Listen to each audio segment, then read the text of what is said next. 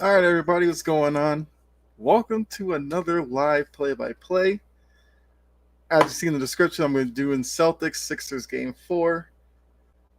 So I know, the game's scheduled to start at 3:30, but looks like got like 40 minutes because we know NBA games they don't start necessarily at 3:30. It's not necessarily a big deal, but figured I'd come on a little early. We could do some pregame talk, give you some of my thoughts on what I see happening in the game.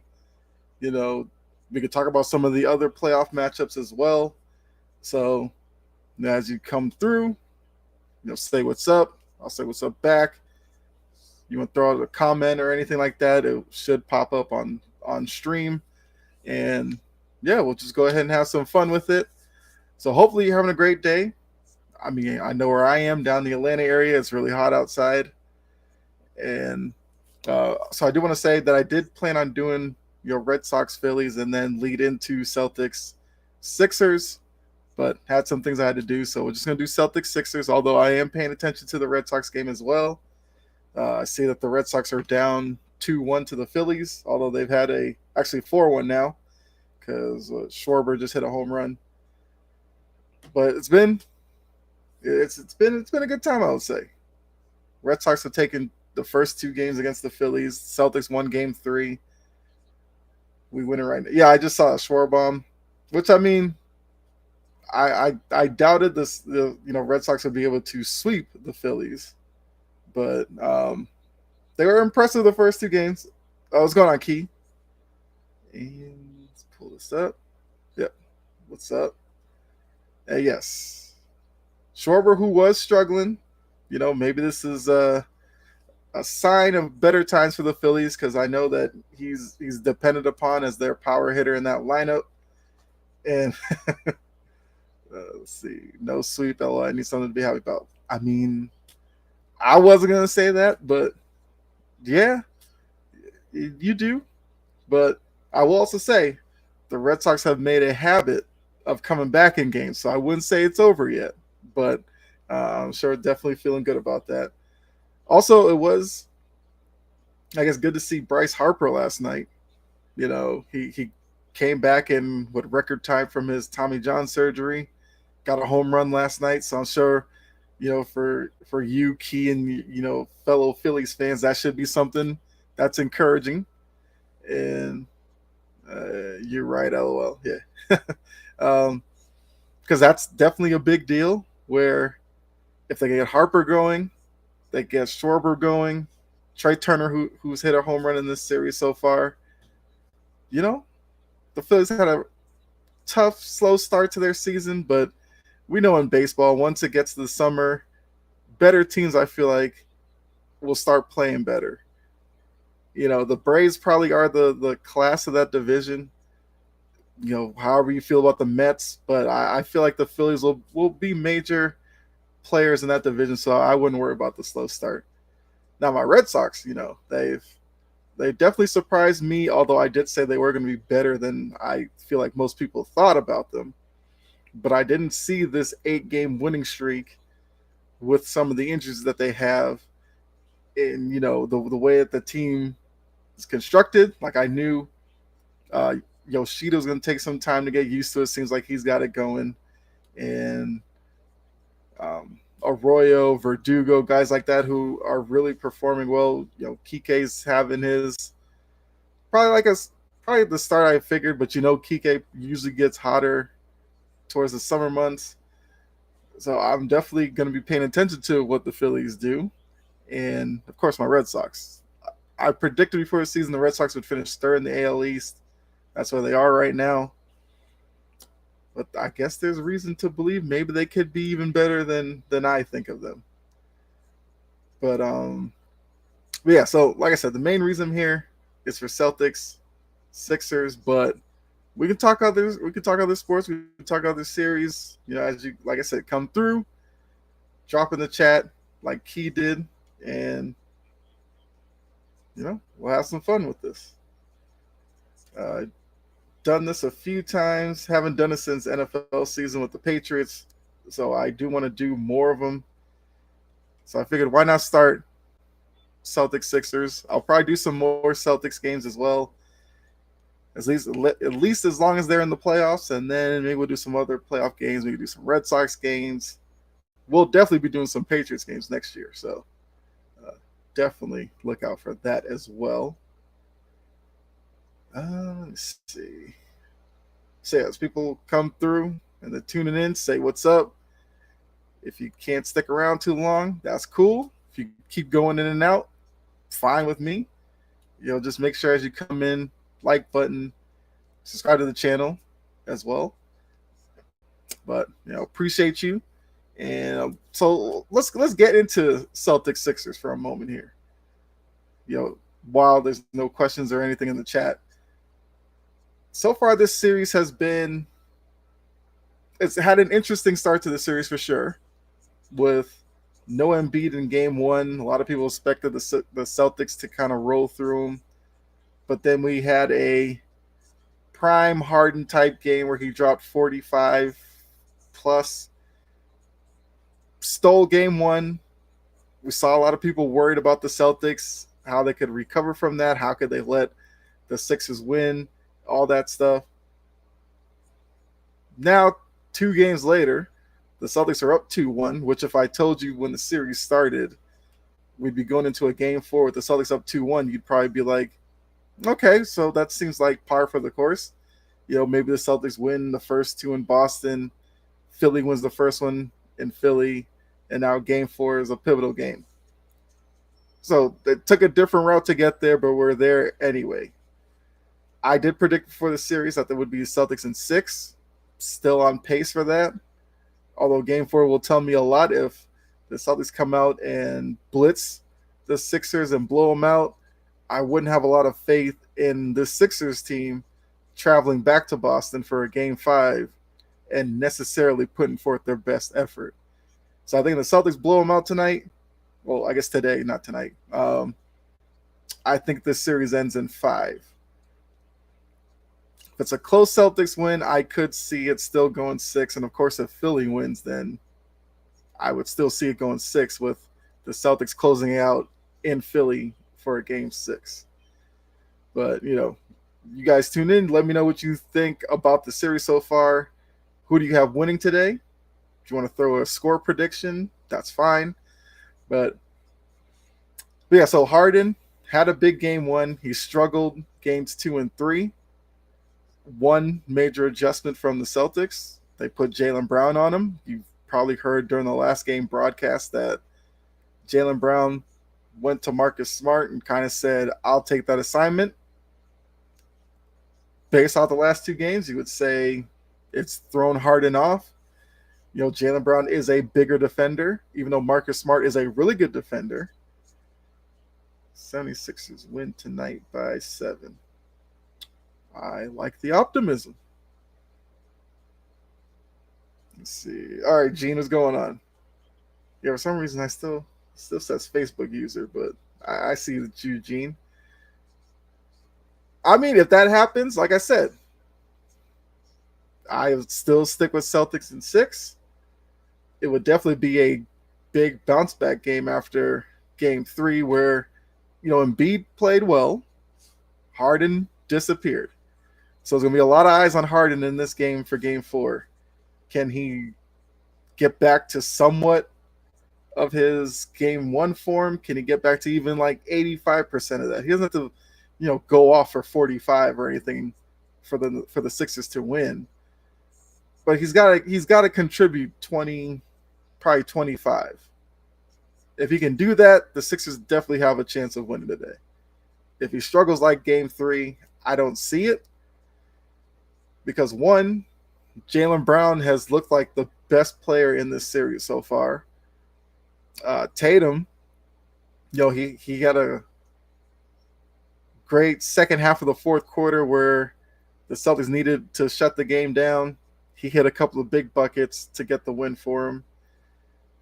I mean, Grant Williams has been pesky defensively. He's knocked down a couple of threes. Al Horford, the elite shooter, as he put it himself, and the Philly reporter laughed at him. He was 5 for 7 from the field last game. I think he's gonna. Yeah, I think Horford will still have those opportunities in this game because we know with Embiid guarding him, put him in pick and roll. Embiid's natural instinct is to sag into the lane to protect the rim because he is the one Sixers rim protector.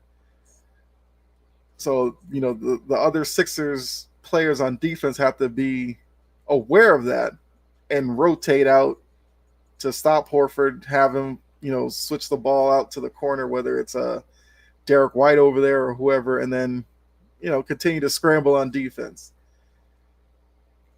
If they don't do that and they just sag on defense and leave Horford open, I guarantee Horford will repeat his performance from Game 3.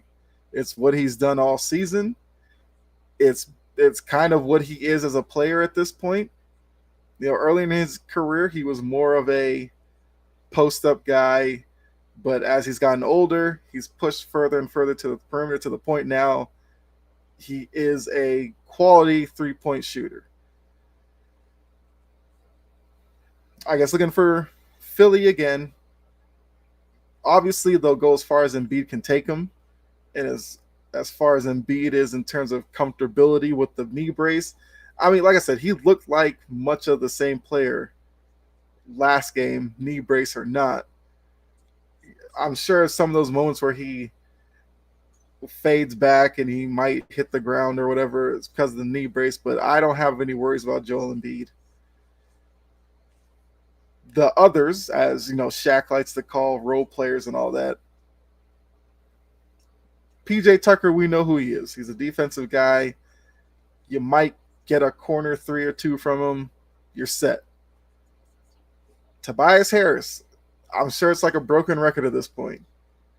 He's the guy who has to step up because Tyrese Maxey, I know what I'm getting from him. He gives you a lot of energy. He gives you, speed and athleticism on the wing. If the Sixers get out into fast break moments, Maxey's usually at the front of those, and that's where he's definitely very dangerous. But Harris has to be he has to be the number 2 guy. If you let Harden settle into more facilitator role, then Harris has to score more. We know with Harris, the big issue is the price tag that comes with him.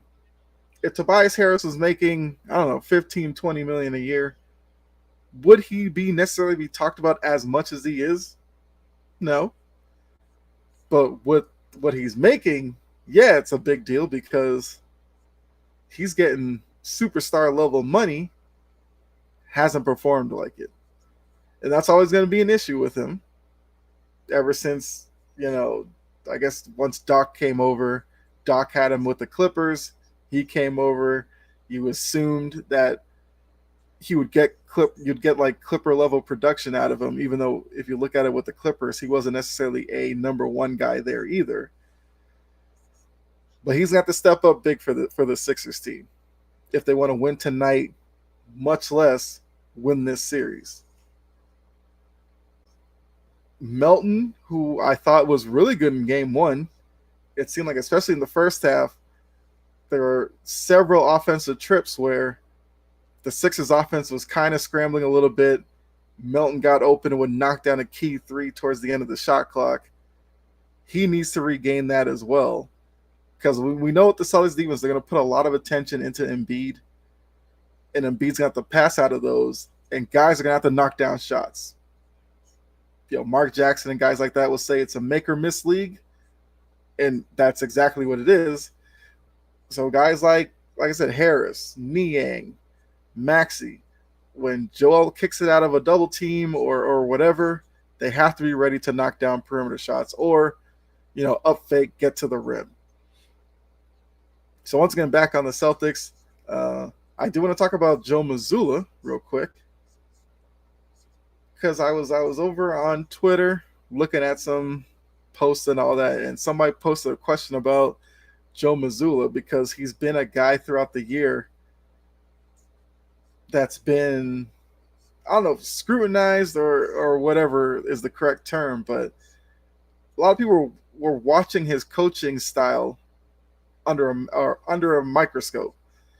Early in the season, he was Some would say negligent with timeouts. You've definitely seen the adjustment as the season's gone on and into the playoffs. He'll take a timeout if he needs to, you know, get the team back focused to stop a run. He'll call one of those every once in a while. He still will let the team work itself out of struggles, which the players do appreciate. So I can't knock Mazzulla's style if the players are fine with it. But looking at how the series has gone after game one, you have to give Mazzulla some credit for that. Whether it's the mindset, because we know game one he was upset with the fact that they weren't taking as many threes as he would want them to. You know, some Celtics fans don't like the fact that they shoot a lot of threes. That's what Mazzulla wants them to do because he knows they have a lot of guys who can do it. And with a lot of shooters, you need repetition to get into a groove. And we've seen the Celtics team throughout the year. If they get it going with like Derek White, Jaylen Brown, Jason Tatum, guys like that hitting threes as well, Celtics are a very dangerous team. And Mazzulla wants them to have that confidence to shoot those shots when they're there. Because when they get into trouble, they over dribble, they force things, turnovers are caused against them, which is what happened with the Warriors last season in the finals. That's where they really falter. So it's definitely going to be an interesting game. I believe we're under 20 minutes or so before the game starts. It's like, once again, as you come to the chat, you can say what's up. Tell me who you're rooting for tonight. And if you have any questions or anything for me, throw that in the chat as well. Like I said, we're just chilling, watching some playoff basketball, and just enjoying the day. Let me see what else is there. So I guess while we're waiting, we can talk about some other series as well. Lakers-Warriors was last night. Lakers now have a 2-1 series lead. That series is very simple what it comes down to. If the Warriors are hitting shots, the Warriors will win. If the Warriors struggle, the Lakers are going to win. That's literally all you need to know about that series. We know Golden State's perimeter-oriented. The Lakers are interior-oriented. Because the Warriors know they don't have necessary bodies or so to, challenge AD under the rim possession after possession. But they also know Lakers defensively like to protect the rim, so they were going to get a lot of perimeter shots. So that's why if they knock them down, they win, which we saw in game 2, which was a blowout. The 2 games where they struggled a little bit, 1 and 3, they lost by a good margin. So that's where that series is right now. Knicks Heat, that's another series that's kind of easy to summarize. Jimmy Butler. So far, if Jimmy Butler plays, the Heat win. If he doesn't or is ineffective, the Knicks win. Which I always say is one of the, interesting aspects of the Heat and one of the more infuriating aspects of the Heat. They have a lot of guys that you know about, yet it seems like Jimmy Butler is the only one that really steps their game up come the playoffs. Over on Sports Empire Network, which, I haven't mentioned yet, where I also contribute with a few shows on there during the week. We've talked about this before. You look at the Heat roster, not impressive. Outside of Jimmy Butler. Kyle Lowry, we know what he is. Gabe Vincent, was it Cody Martin? I know that one of the Martins. They might even have both of them, but I know one of them plays. Do they have one of the Zellers as well? I want to say Cody. Bam. It's not an impressive roster. The Heat clearly are going to beat you by some of all the parts, with one really good part in Jimmy Butler, and the rest of them are role players. If they all play their role, the Heat look good. If a couple of those guys struggle, We've seen the Heat look downright awful at points this season. The Knicks, got to give them a lot of credit. They're under Thibodeau. They have found a system that works for them. I feel like this series might be a little bit of inexperience shining through.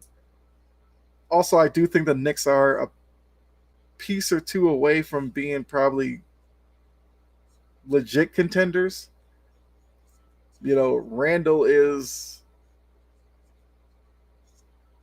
Randall's probably their number two at this point. I'm sure Brunson's the number one option, but Randall, Barrett, guys like that, they can be a little too inconsistent for me. So if they could get one of those guys to be a legit consistent guy night in and night out, and the other one could still be a little inconsistent, I think the Knicks would be better. But I have been impressed by the Knicks this year. I will say that. Like I said, with Thibodeau, I saw when he was with the Celtics on Doc's bench. He brings a mentality that's tough, hard nosed, and usually is about execution. So the Knicks, I think, even though there were some calls for Thibodeau's job, like last year or something, I actually think Thibodeau might be, at least for the team that they have right now, might be the best guy leading them. Also, I feel like for a city like New York, I think Thibodeau kind of fits the city. But we also know that at times the Knicks offense can look a little erratic. Let's see. We got Suns, Nuggets, which is another series that's been pretty interesting. The Suns stopped the Nuggets' momentum in the last game, got this series to 2-1, which every series is 2-1 right now. And, the Suns will be looking for more of that from KD and Booker because, let's be honest, they are the offense at this point. Last game, they both, between the both of them, would you get like 39 from KD, 40, it was like 47 for Booker. That's a lot to ask for two guys game in and game out. Those two guys might be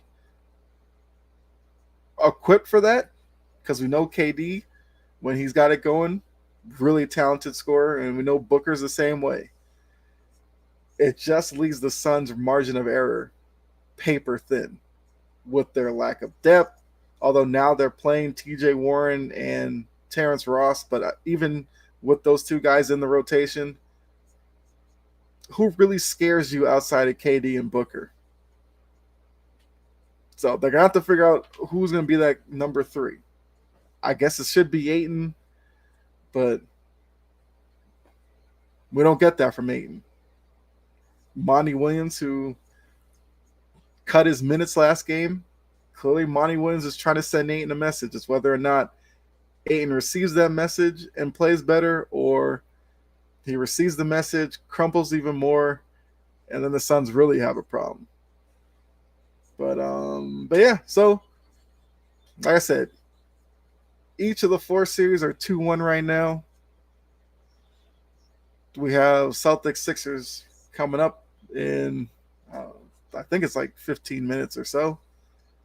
Then later tonight is Phoenix. Yeah, Phoenix Denver is later tonight. So people are trickling through. Say what's up. Got a question, comment, throw that in there as well. Like I said, I want this to be interactive. So if you have anything for me, let me know. But as you're coming through, let me know who do you have winning tonight. I keep saying tonight, but we'll stick with that. I'm just going to keep saying that. The Sixers or the Celtics? Will we have a 2-2 series after this game, or will it be 3-1 with the Celtics on the verge of clinching and Sixers on the verge of being eliminated?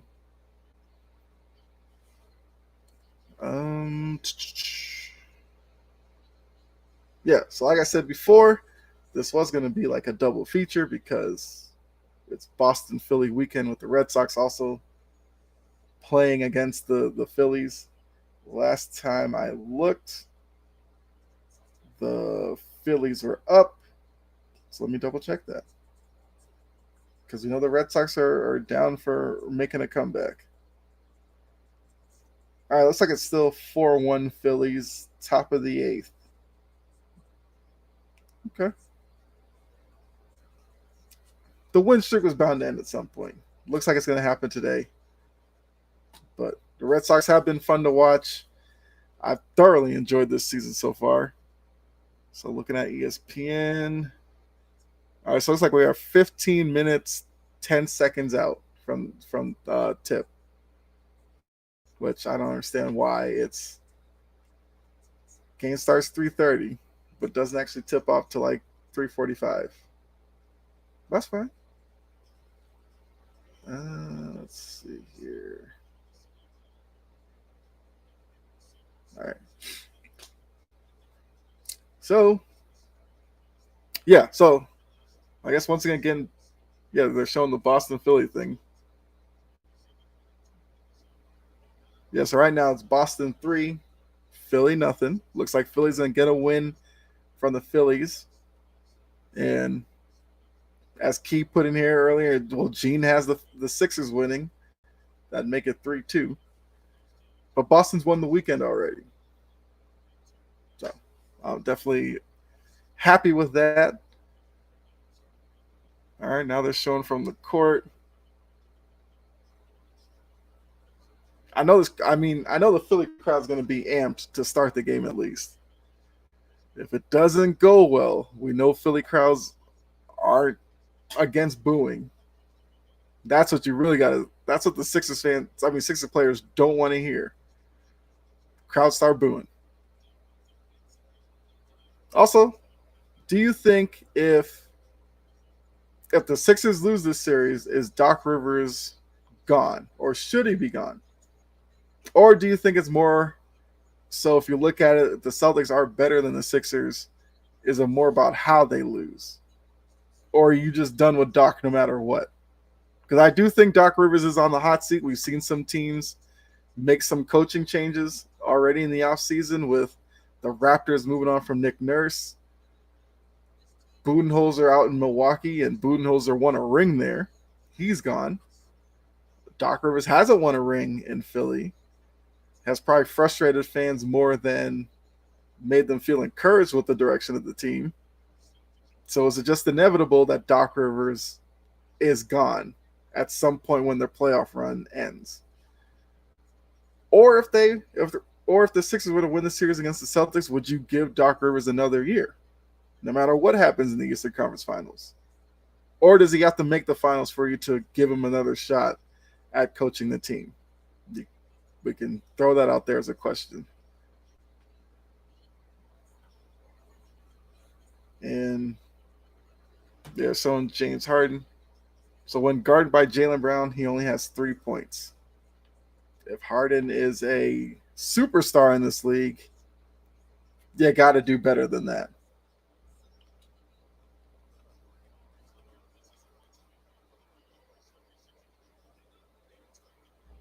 All right, let's see here.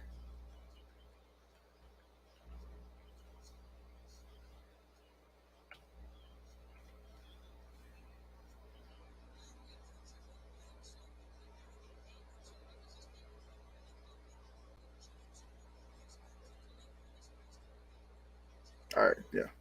So let's put that in the chat for you. So as you come in, you can see who wins, Celtics or Sixers. Getting close to game time. Like I said, I cannot wait for this game to see what adjustment Harden makes, because we know all the talks about him. Will Jaylen Brown and Jason Tatum prove to be too much for the Sixers team? Will the Celtics ball movement, all right, so are we in for maybe a big Derek White game? Because for most of the year, Derek White's played much better than last season. I think so far in this series, he probably hasn't been regular season Derek White yet, but I have a feeling one of those games are coming. So I'm going to use that as my bold prediction for tonight. Derek White scores at least 16 points. Now that I said that, I got to double check how much he had last game. Hold on a second here. Because I feel like he might have. I had 13 last game, so he averaged about 15. So he had kind of a normal game. 4 for 9 shooting, 2 for 5. Yeah, that's kind of a regular season Derek White type game. All right, so bold prediction. We'll scratch what I just said. Derek White scores 20 tonight. That's my bold prediction. If that happens, then I'm assuming the Celtics probably win. All right. Also, I want to talk about from the last game the Grant Williams, Joel Embiid. It's not really an altercation, but I'm sure you saw the play. Embiid lost his balance, curb stomped Grant Williams, who went over to the bench, bloodied mouth, fixed him up. He and Joel Embiid, as we saw, talked on the court. Grant Williams basically let him know not that big of a deal. Transition, Grant Williams, who will be a free agent at the end of the season, reportedly, at least this was early in the year, wanted $20 million a year. The more I think about it, I think that's Grant Williams, probably his agent, throwing out a number to see if Boston would bite on it. I can't see a team in the league giving Grant Williams $20 million a year, unless you had $20 million probably to burn to get to some salary floor, and Grant Williams was sitting there and you just had to do it. I don't see that scenario happening. But when I look at Grant Williams, I just don't see a $20 million a year player. Granted, he can hit the three. He's got some defensive versatility. He's, well spoken. Good representation of the Celtics. He plays hard. I give him that. Although he's been playing better in the playoffs than at times in the regular season where he was frustrating to watch. But if you're going to tell me Grant Williams is like 13 to 15 a year, I could wrap my head around that. Because we're seeing 3-and-D, which we know is the it phrase for guys like Grant Williams. You're a 3-and-D guy, you'll get paid by somebody. Like I said, I don't think 20 million, 13 to 15, I'm fine with that. And if that's what it takes, if the Celtics could get Grant Williams re-signed at like 4-and-50, 4-and-55 or something like that, I could live with that. But if he's chasing $20 million a year, I got to be honest with you. If I'm the Celtics, I'd be like, it's been good, but we're moving on, Grant. But he hasn't let it affect him, at least in the playoffs so far. I think Grant Williams has played well. He's knocked down a couple of timely shots. He's played decent enough defense that Mazzulla can put him out there on the court in the rotation. All right, so they're going through. So Stephen A's picked the Sixers to win. Wilbon picked the Sixers. Jalen Rose has picked the Sixers to win. So either they jinx your Sixers or they're in line with you. Because like I said, so far, Gene has said he has the Sixers winning. I don't think he gave a prediction. She was enjoying the Phillies win so far. So maybe that's a clue of how she feels about the game tonight. I don't know. Let's see. Okay. All right, a little more than 5 minutes to go before the game starts. Let's go. Let's go.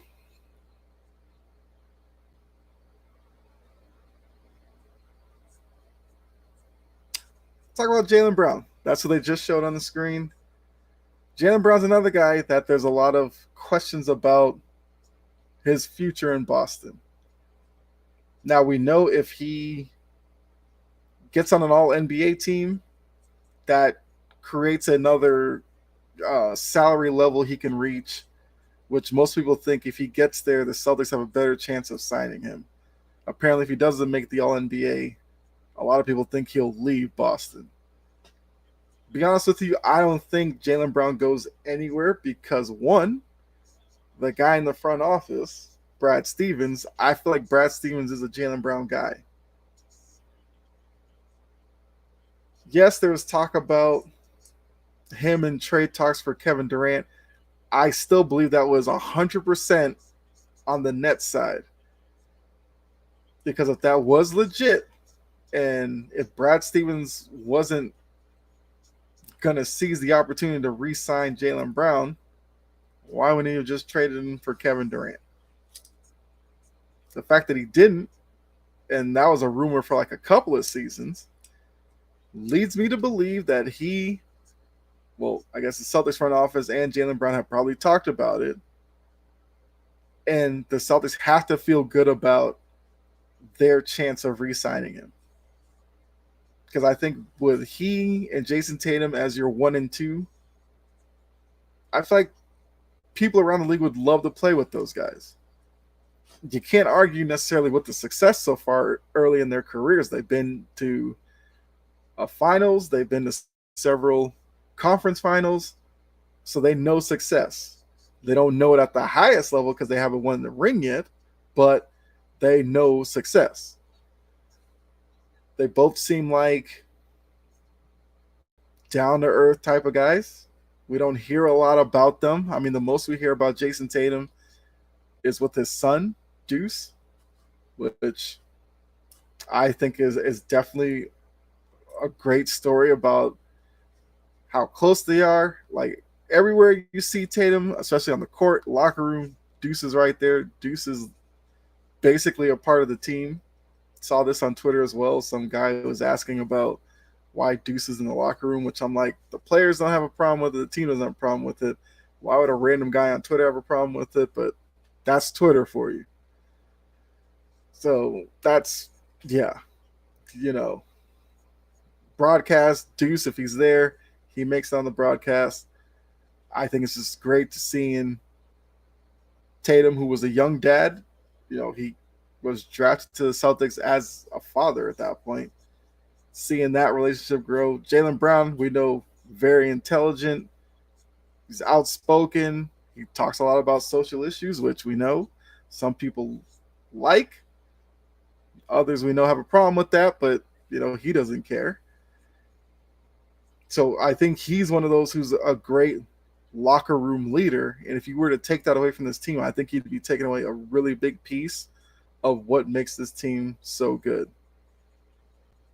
The addition of Malcolm Brogdon has fit seamlessly with this group. He's another guy that's Jaylen Brown, Tatum-like, well-spoken. They're not the flashiest guy. And I think they're just good locker room guys. Smart guys like that. So, pull this up here. Slusher says, yo, what's going on? Appreciate you tuning in. Just waiting for this game to start. Let me know I don't know if you saw the question when you popped in. Who do you have winning, Celtics or Sixers? If you want to throw a score prediction, do that as well. But definitely appreciate you tuning in. If you haven't subscribed, make sure you do that. We'll be doing a lot more of these play-by-plays, hopefully. But, all right, Sasha, you have a Sixers winning today as well. Okay. Do you think they're going to win the series? Or do you just think they win today? But I guess right before the game gets started, let you know if you're new to the channel, I do have a podcast that I do, Chomping at the Bit, which you would find, especially on YouTube, Twitch, when I do a live stream of an episode, it's over there as well. Cover many sports, many teams, and all that. Twitch, if you're over on Twitch watching this, I do have some gameplay videos that are coming soon. But just want to get that way. I'm also on Sports Empire Network Mondays, Tuesdays, and Thursdays. Thursdays during the NFL season every week. Right now, that is kind of the off season. We're on every couple of weeks. But Monday and Tuesday, there every night. I mean, each week, Monday and Tuesday, 7 o'clock. So after you subscribe here, make sure you check me out over there. But, yeah. All right, we got our starting lineups coming up here. Celtics, no changes. Marcus Smart, Derek White in the backcourt. Jaylen Brown, Jason Tatum in the front court, with Al Horford manning the center position. And for the Sixers, Harden and Maxey in the backcourt. Harris, Tucker, front court. Joel Embiid manning the middle. So we're getting ready for tip-off. And we'll see. All the emotions from Game 3 with Embiid winning MVP are gone. Now let's just play some basketball.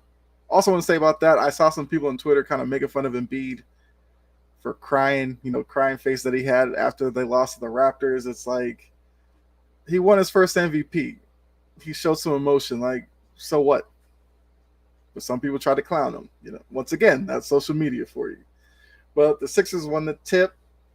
Harden has it out in the wing. He ran pick and roll. Kicked it to Joel Embiid, who scores down low. Sixers are up 2-0. We've seen that play from the Sixers plenty of times. Pick and roll with Harden and Embiid.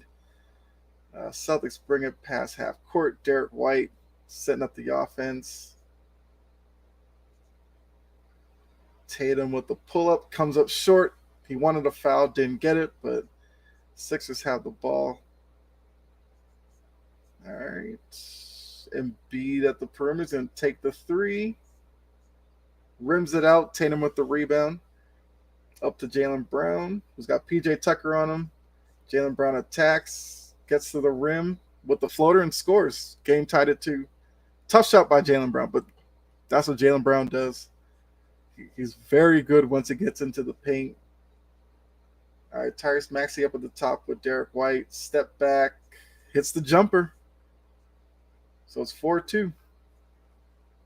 Actually, hold up. I actually had a scoreboard for you guys. Let me see. Pull that up. But it's 4-2 turnover. Harden picks it up, throws it up top to Harris, who they called a trip on Jaylen Brown. Okay.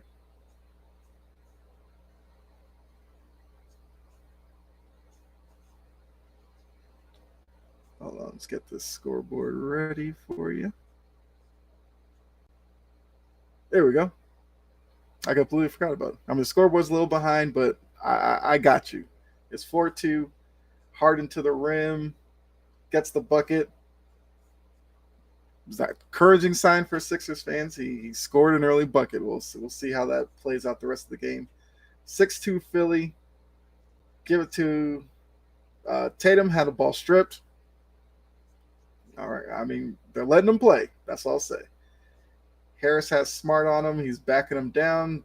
Goes up. Gets the bucket. Great start for the Sixers so far. It's 8-2. So like I said, the scoreboard I have put up is a little behind, but it'll get there. Brown goes to the hoop. Up and under move. Scores at the rim. So right now, Brown has all 4 of the Celtics points. So he's kind of on par with how he's played so far in the series.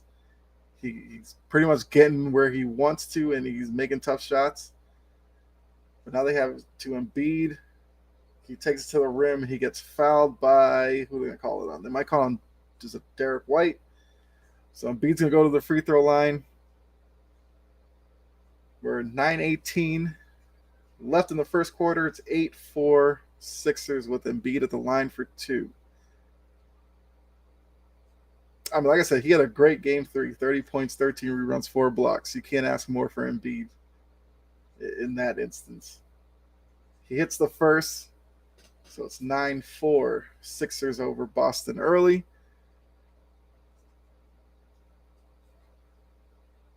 All right. He takes the second, missed it. Jaylen Brown with the rebound. And Celtics are walking it up the court. Jaylen Brown has the ball in his hands, going to get it started, gives it to Derek White. So Tatum has it now. He has Maxey on him. Tatum kicks it to the corner. Jaylen Brown makes that one. So Jaylen Brown hits the three in the corner. That was another tough shot. Tobias Harris was right there. So right now it's Sixers 9 and Jaylen Brown 7. Tobias Harris missed the three. Embiid gets the rebound. And they call a foul on Jaylen Brown.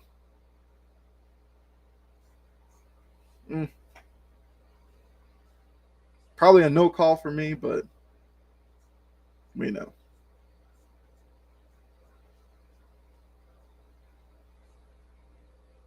Just showing the replay. Let me see. I mean, it's a no call.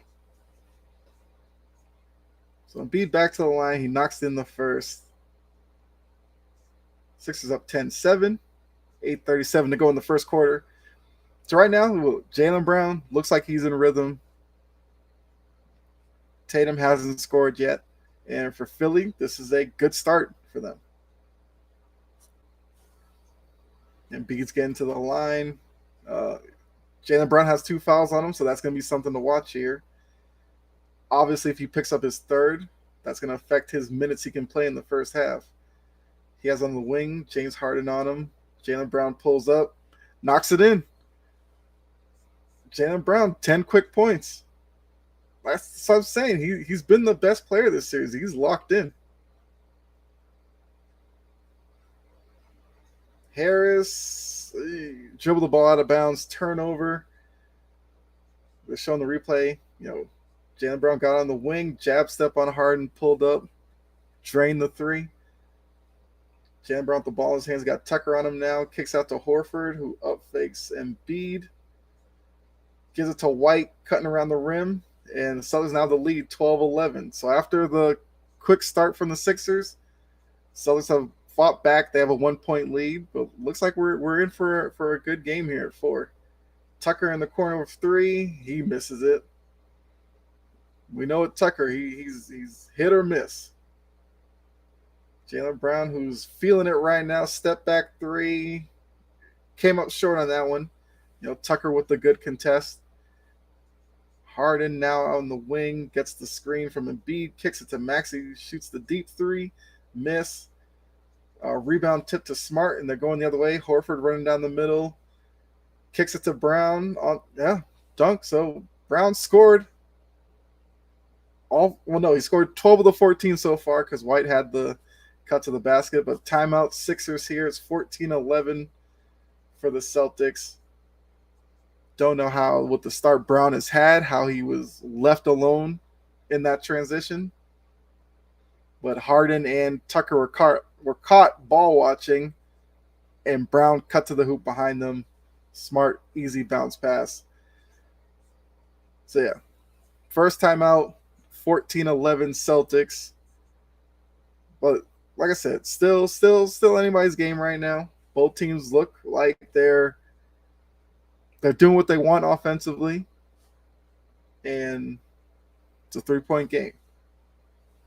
So we'll see what adjustments are made out of the timeout here, if there'll be any switches to the lineup.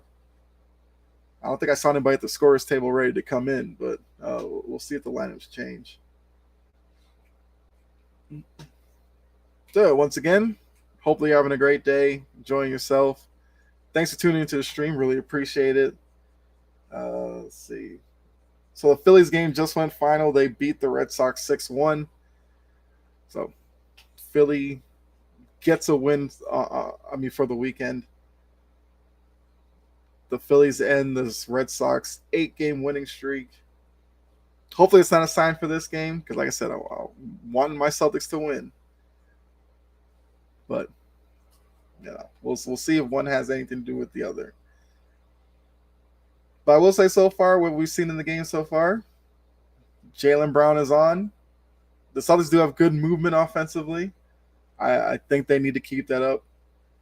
Then Sixers offensively, it's standard Harden and Embiid pick and roll at the top. Harris hasn't done anything yet. Maxey hasn't done anything yet, and Tucker hasn't scored yet. So far, it's been Embiid and the early bucket from James Harden. So I guess whichever team can get more of the other guys involved might have the upper hand in this one.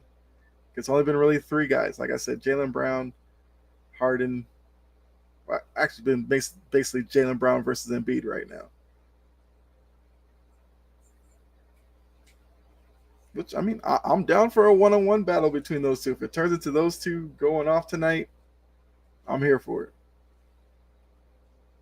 So my thing is, look, playoffs. I don't want a blowout. If it happens, it happens. I'd love to see the Celtics blow up, but for my viewing pleasure, I like close games late. That's where the better players step up and show you why they're upper echelon players.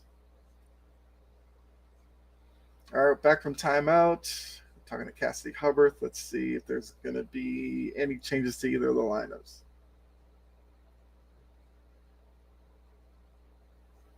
All right, doing a story about Harden and a fan.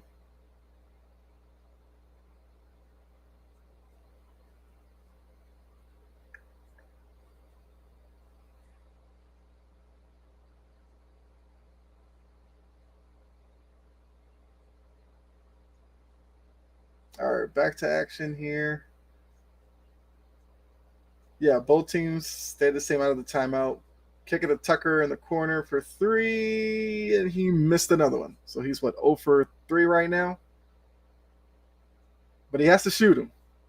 If they're going to leave him open, he's got to keep taking them. Harden got to the rim, blocked by Horford with the chase down block. Smart back the other way. Kicks it to White, pull up in the lane, comes up short. Got to knock that down, White. So Harris has it, coming up the court. He's got White on him. He takes it back out. Now he's going to back down White.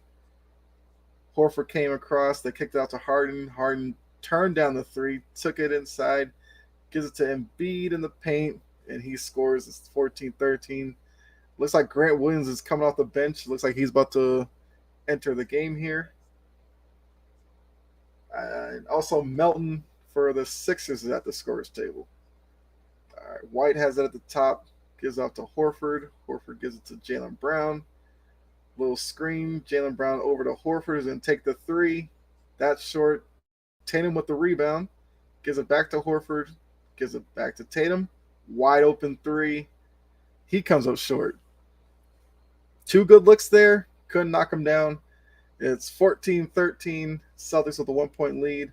Harden gets it to the lane. Kicks out to Tucker, who gives it to Maxey.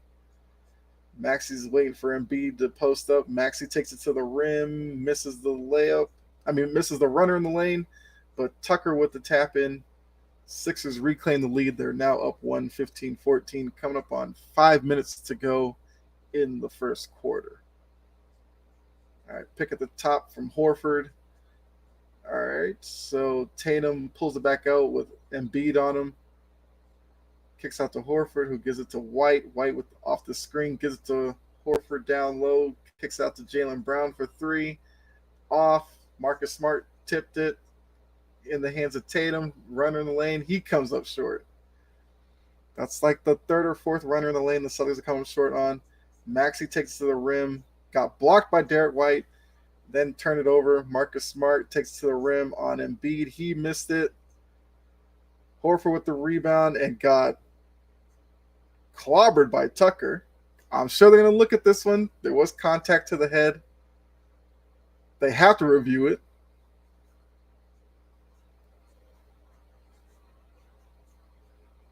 I mean, that was good defense by White. All right, let's see this play again. Smart goes up, missed it. Horford missed the tap in. Yeah, I think that's gonna be a flagrant one call, just based off of what parameters the NBA uses. That seems like a flagrant one, but we'll see.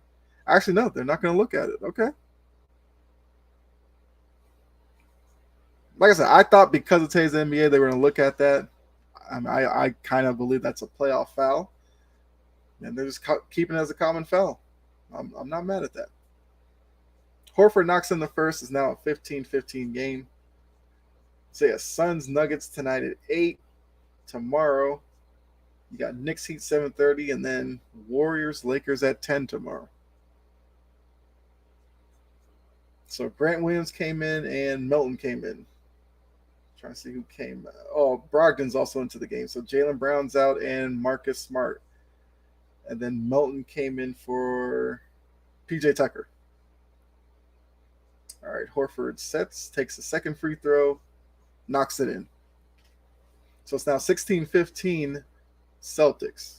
4.5 minutes to go in the first.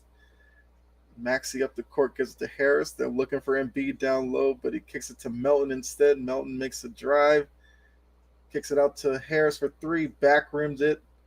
Maxey with the offensive rebound and got fouled by Derek White.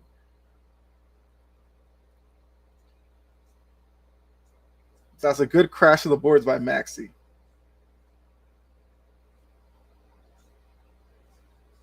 I mean, hit the back rim on the 3. It's a long rebound. Maxey was the quickest to the ball. Side out. Harden has it at the top. Like I said, pick and roll. Embiid has Brogdon on him. Embiid's going to try to go to work here. Fade away. Missed it. Rebound Tatum. That's a win for Boston. He had a Brogdon on him, and they had to take a tough fall away. Horford on the catch. Misses it. All right, Maxey comes up, cross half court. He's got Derek White on him. Gives it to Embiid at the top. Gives it over to Harden on the wing. Pick and roll again. Harden goes to the rim. Missed the short, but they call the reach and foul on Jason Tatum. So Harden will go to the line for 2. 3:39 left to go in the first quarter.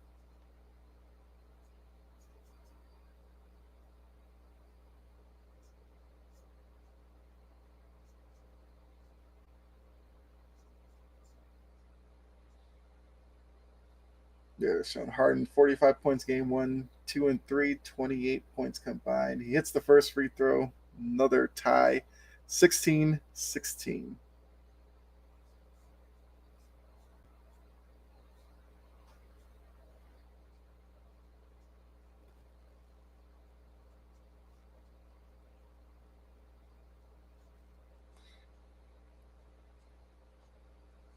Second free throw is good.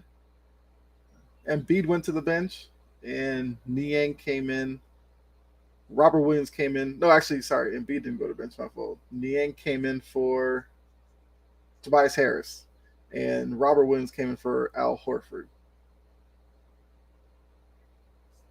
All right, White's at the top. 5 seconds on the shot clock. Pull up 3, knocks it in.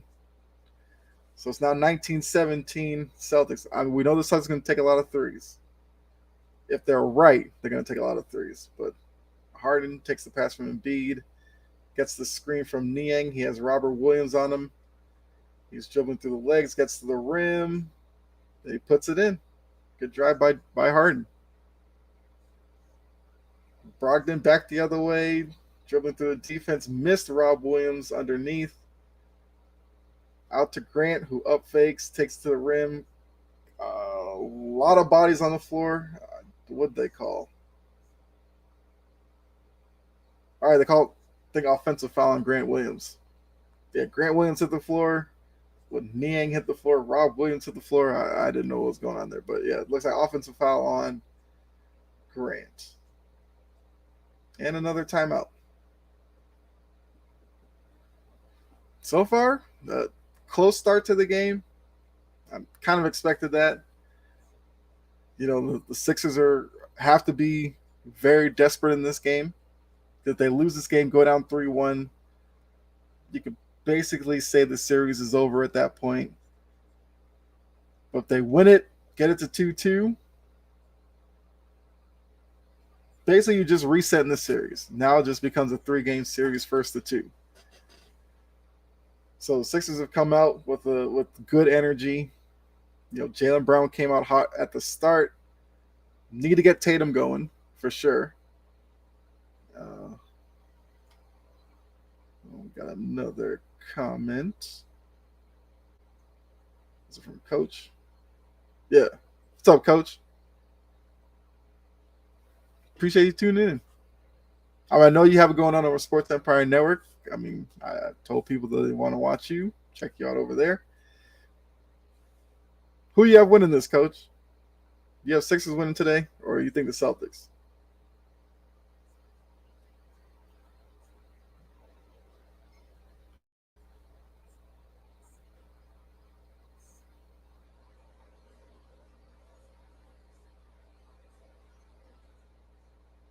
Yeah, if you guys don't know, Coach, if you go over to Sports Empire Network, anytime there's a sporting event on, there's a very good chance.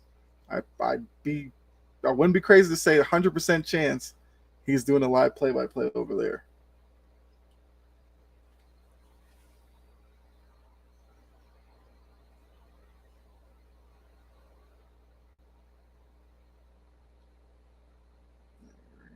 All right, still in commercial. It's just a quick reset. We're 1919 timeout. We're under 3 minutes to go.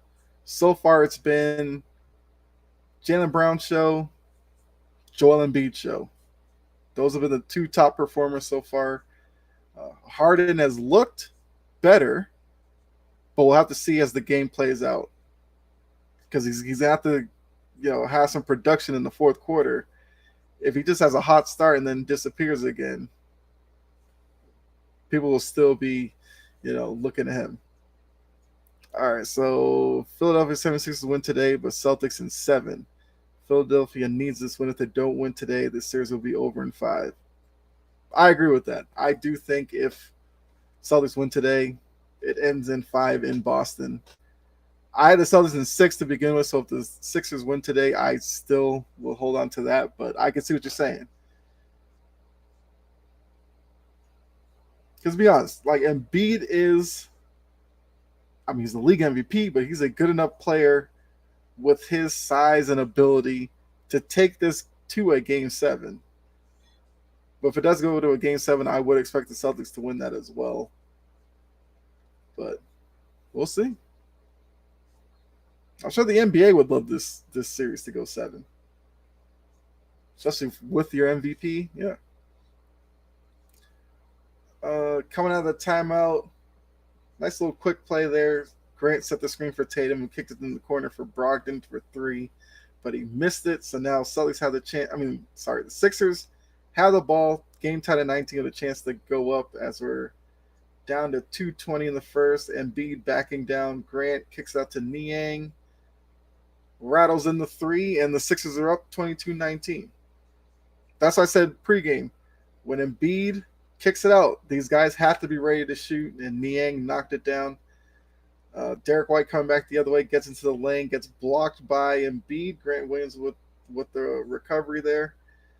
Gives out to Tatum, who has Melton on him. Dribbles through the legs, step back, gets to the rim, and I thought there was a foul there. No call. Okay, so Sixers ball. Because after Tatum went to the rim, ball was loose. Got to Rob Williams, who tried to kick it out to Grant Williams, but the pass was too hot. Went out of bounds. So it's Sixers ball. All right, Melton across the half-court line. Okay, so Smart is back into the game, just to let you know. Sixers had the same lineup before the timeout. So Embiid with the and one, he and Smart had few words. We know that's going to happen over the course of this series. Then they both patted each other on the back. So those two have had their battles these past few years with Sixers Celtics games. But you can tell a lot of respect between the two. Hold on, what happened to my scoreboard? Sorry, guys. Looks like the scoreboard reset.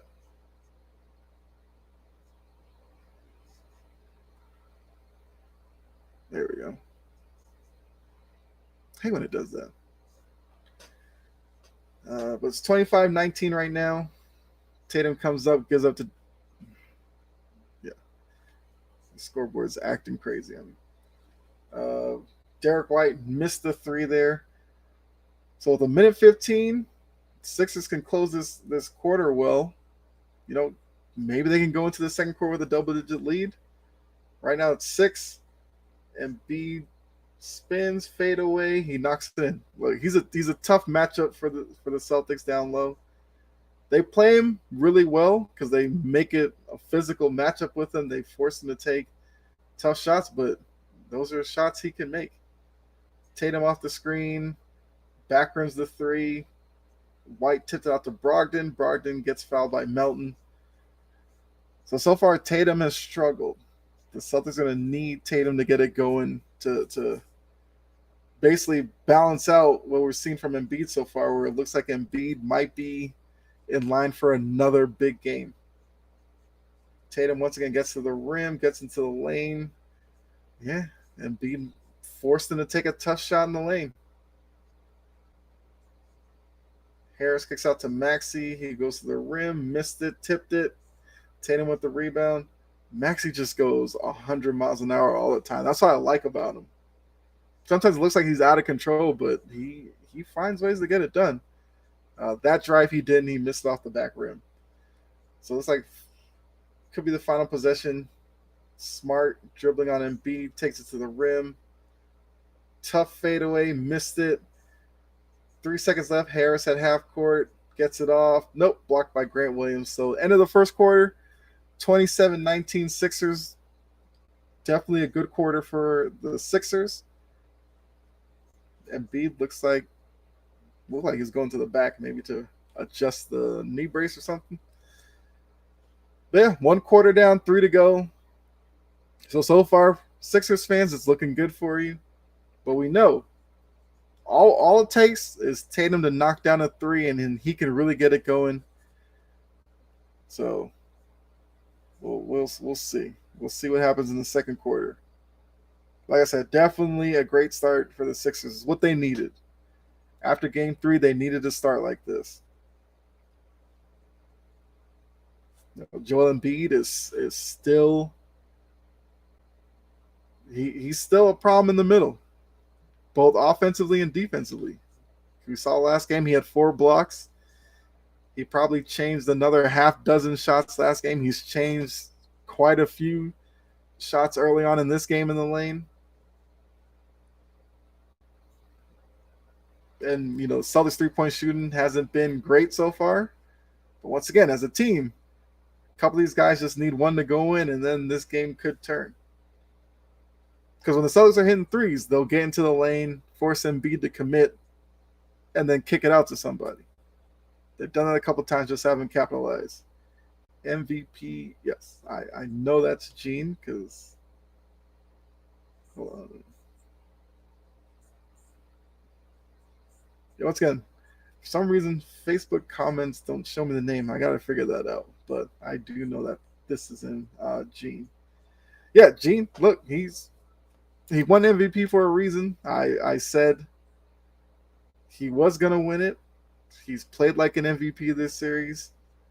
The series just hangs on the number 2 and number 3 options. Can they run along with him and produce? If not, Embiid has to do a lot out on the court to keep the Sixers in some of these games. But yeah, he's been dominant, which is what he's going to be. Like I said, he has the size and strength against guys like Horford and Grant Williams. It's just whether or not they put enough of a body on him to kind of wear him down throughout the game. But yeah, he's definitely playing like the MVP of the league. So I know you're encouraged by the start to this game. Yeah, Tatum's been off, and if it continues that way, then I definitely don't see the Celtics winning this game. But we know he can start off slow, and then it takes him knocking down a three or something, and then he can get it going. That's what I'm hoping for. Yeah. So far, the Sixers have been the better team today.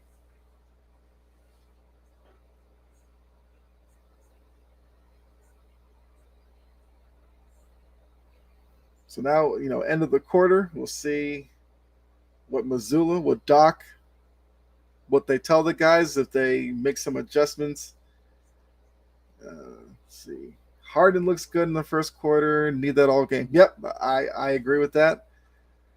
As I said, it's one thing to have a good first quarter, but we know this game. I don't see a blowout coming today, but if the game's tight late,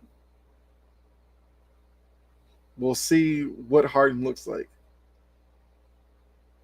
Because if Harden still wants to be a superstar, he needs to have a big game today.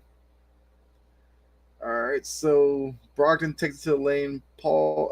Reed shuts him down. Smart with the crafty dribble and tough pull up. Harden contested the shot, but Smart knocks it in, so it's 27-21. Yeah, Jason Tatum's 0 for 5 from the field. 6 rebounds, so he's giving you, rebounding, but yeah. Need like a 30-point night from Harden. Tatum, sorry. That was great action from Philly.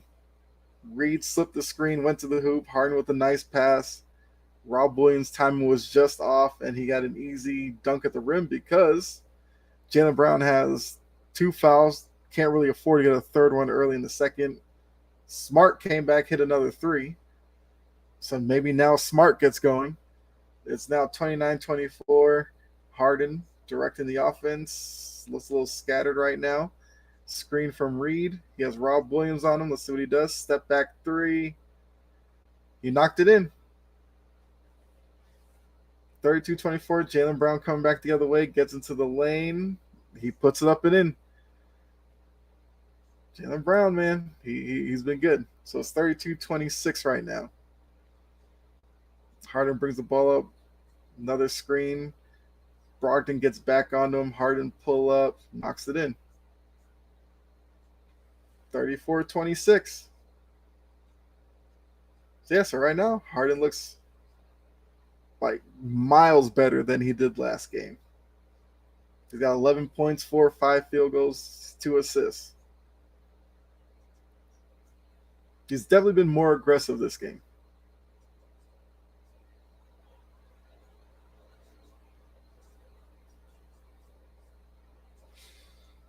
All right, inbound to Brogdon. Takes Harden off the dribble, gets into the lane. Harden with a block. Down low to Rob. Rob missed it. Smart with the rebound, but Smart was fouled by Tobias Harris.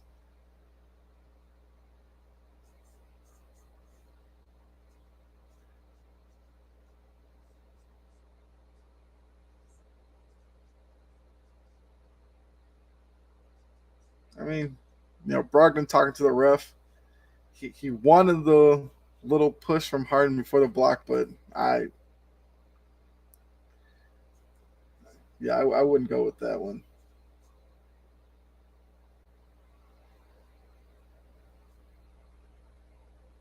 Oh, okay. So they called the foul on Rob's attempt. I thought they called the foul when Smart, caught the air ball. Okay.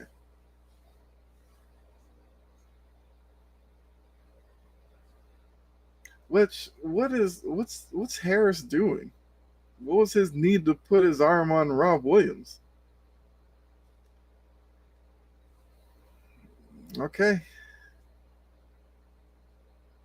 Rob hit 1 of 2, so it's 34-27.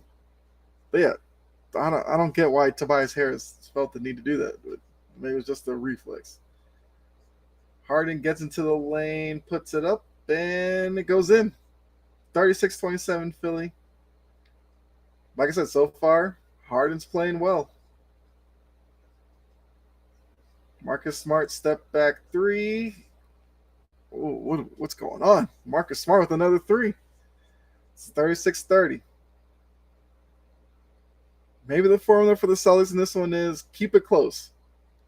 Because if you look at it, like you're getting great production from Harden, you're getting great production from Embiid. Niang's hit a couple of threes. The Celtics are only down 9. Yeah, the game's still early. Jaylen Brown gets into the lane, missed it. Harden has the rebounds come back the other way. It's a 4-on-3, but they slow it up. Melton shoots the 3, missed it. Brogdon tipped it to Brown. Melton almost with the incredible play where he jumped the pass. Brogdon for 3. That's money. You give Brogdon an open 3, he's going to knock it down probably 9 times out of 10. He's just a steady player. That's what I love about Brogdon. So it's 39-33. Brogdon up on Harden. Reed sets a screen. Harden gets downhill. Step back. Knocked it in. So it looks like this quarter's this is the Harden quarter for Philly. Brogdon step back 3 off. Reed tracks it down. Gives it to Harden. Harden crosses half court. On the wing. Looking for somebody. Dangerous pass.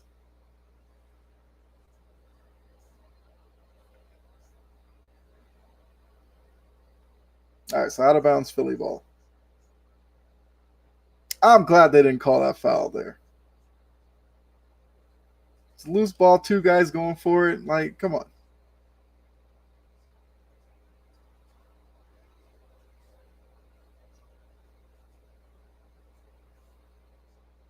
Regular season, they probably call that.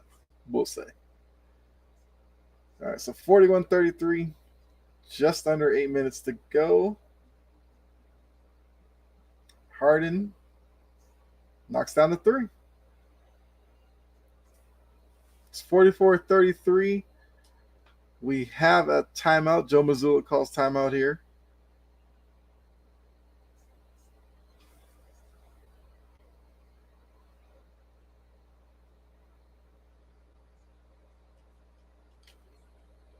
So the way I see this, it's going to be kind of what we say about Phoenix.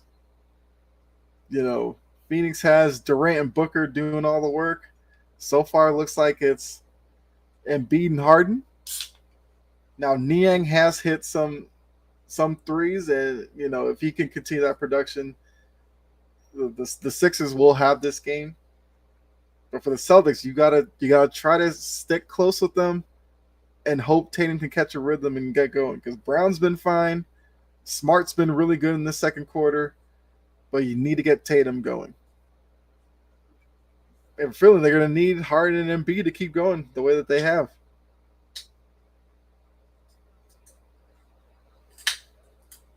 I mean, I think this is kind of showing why a lot of people probably have Doc Rivers on the hot seat. Like, with Harden, his ability on the perimeter with Embiid and his dominance down low, like you would figure the Sixers, you know, should have made an Eastern Conference Final or something with this with the pairing that they have. So obviously, if it doesn't happen, you got to look at the coach. But they're both playing really well right now. You're getting MVP level Embiid. You're getting prime Houston Harden right now.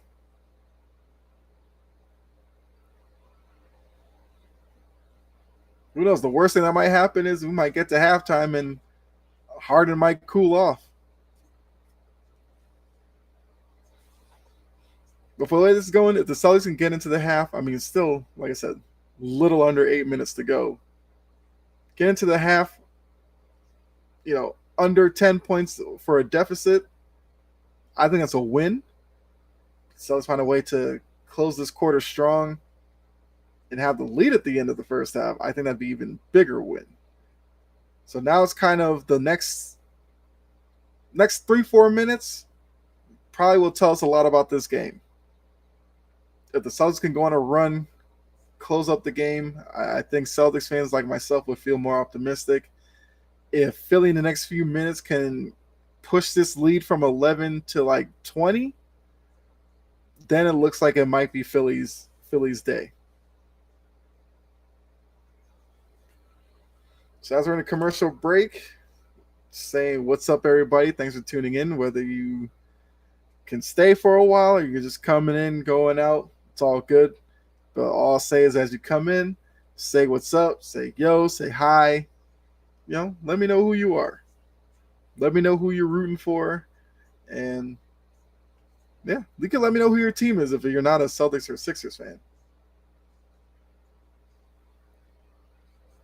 I am a Celtics fan, but hopefully, as you can tell so far, I'll keep it real with you.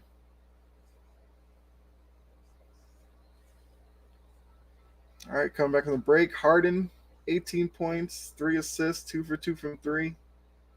He scored or assisted on every point in the second quarter. So he's giving you everything.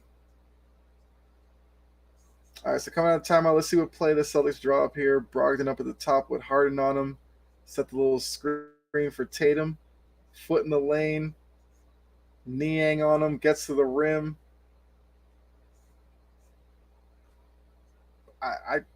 There's a few hands in there. I couldn't tell who necessarily got the strip. Might have been Harden. But then the Sixers come back the other way and turn the ball over. Jaylen Brown, head of steam, getting to the rim. Kicks it out to Horford. Kicks over to Smart. He's short on the 3.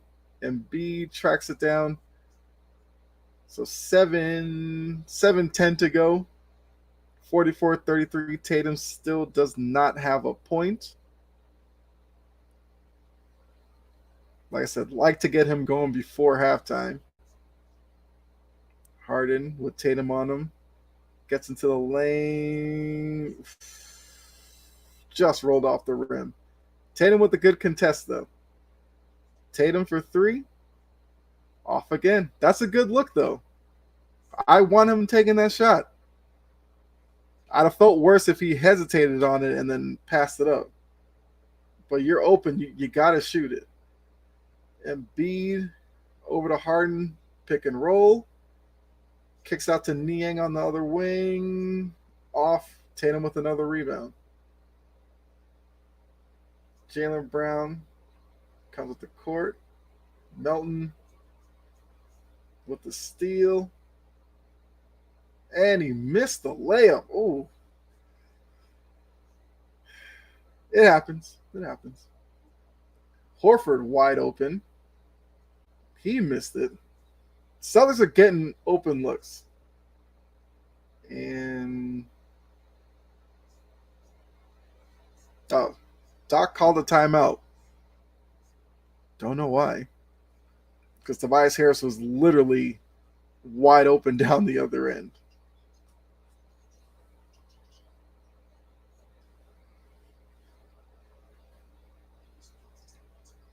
So between the last timeout and this timeout, we're in the same spot. Still 11-point lead. Tatum still can't buy a bucket.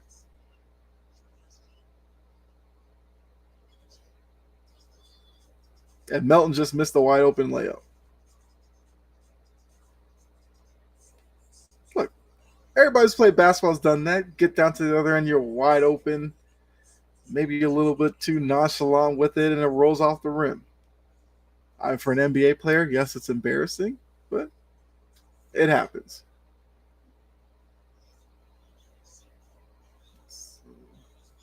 I see Michael's tuning in. What's up? How you doing, man? Let me know who you think's going to win the game today. I mean, right now it looks like it's the Sixers.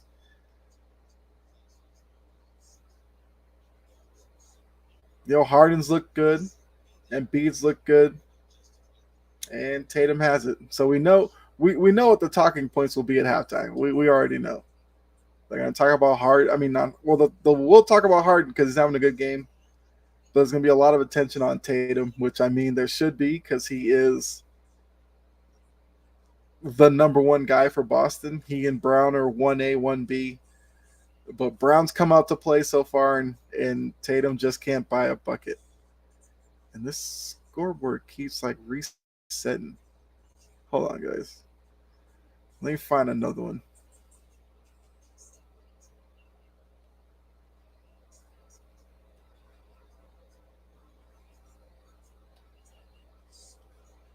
Yeah, that scoreboard like randomly resets itself. So I'm sure it's annoying for you trying to see the score and it completely turns off. Uh,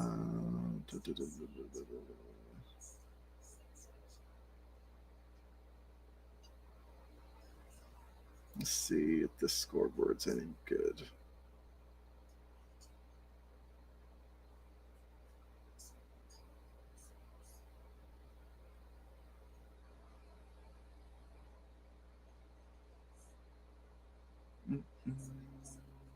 Come on, come on, come on.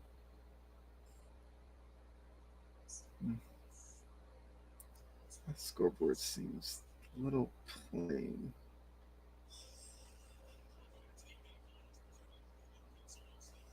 All right. Well, try and get you guys a better scoreboard. All right, coming back from timeout. Show Missoula address the team. I will say what I love about Missoula's not a standard coach. Missoula acts like an NBA player who just happens to be a coach. Like he's real intense. I kind of love it. I think this team likes it.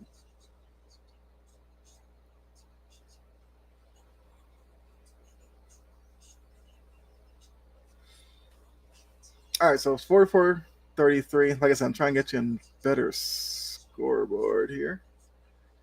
Gives it to Embiid, who has Brogdon on him, gets it to the lane, kicks it out to Harris in the corner. He doesn't take the shot, dribbles in. Tough miss. Embiid rebound. And a foul.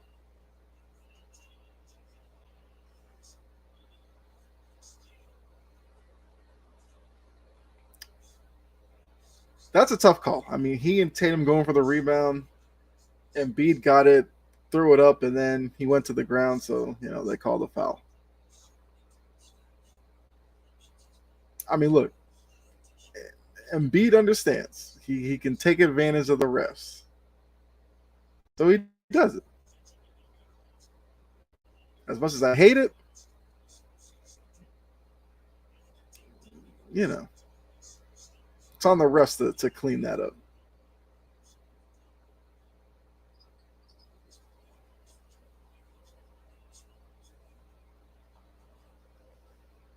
Hold on.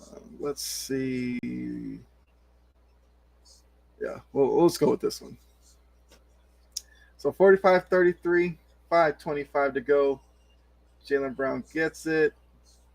He needs somebody. All right, gets it to Derek White, gives it back to him. He's got Maxey on him. And Embiid comes over, kicks out to Horford. That's a tough shot. And Embiid with a great closeout there. Harden gets it to the lane, kicks out to Embiid. One dribble in, pull up. I mean, how many big men in the league are doing that move?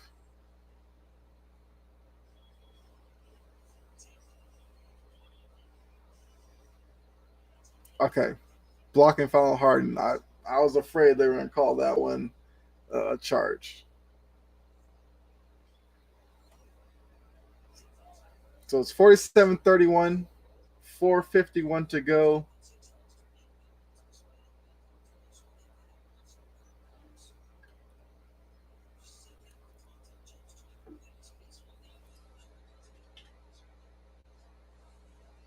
All right, side out. Comes into Horford, gives it to Tatum. Tatum gets to the rim, kicks out to Brogdon for three in the corner. That's off. Harris at the rebound. Maxey wanted the ball there to get like a little semi-break going, but Harris kept the ball. Gets into the lane, kicks out to Maxey. Maxey over to Harden, who has Brogdon on him. And Embiid's got Derek White. He wants the ball, gets into the lane. Forced a pass down low to Harris. Horford picks it up. and Brogdon with the reverse layup on the other end. I don't know why Embiid looked to pass that there. He had a smaller guy on him. So Embiid, uh, hey Joshua, what's going on? Embiid posting up Horford, pull up, knocks it in. Look, at that point, that's literally all you can do with him.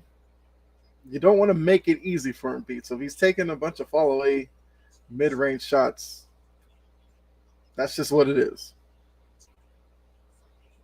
Tatum in the high post took the fadeaway, but he missed it, which I mean that's how his first half has been. Harden went to the rim, he gets stopped. Brogdon pull up three, knocks it in.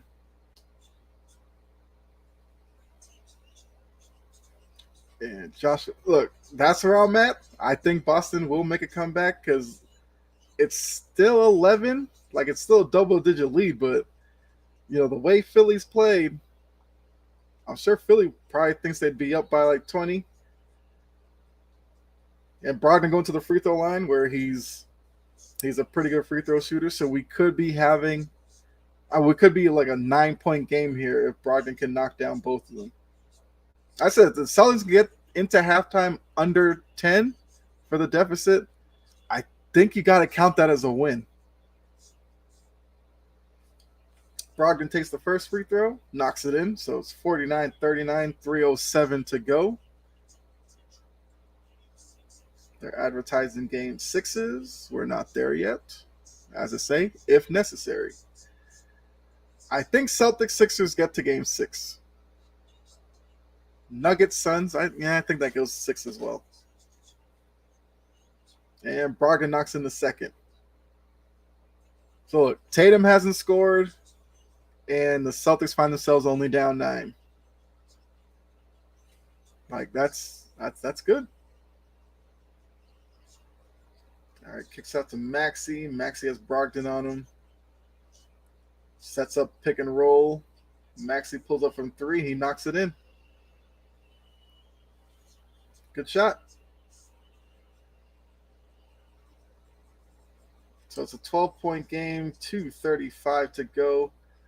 Brogdon has it up top, Harden on him. He gives it to Jaylen Brown, who wanted to pull up from 3, but Tucker got a hand in there, messed up the rhythm. Horford over to Brogdon. Brogdon has Harden, takes it to the rim.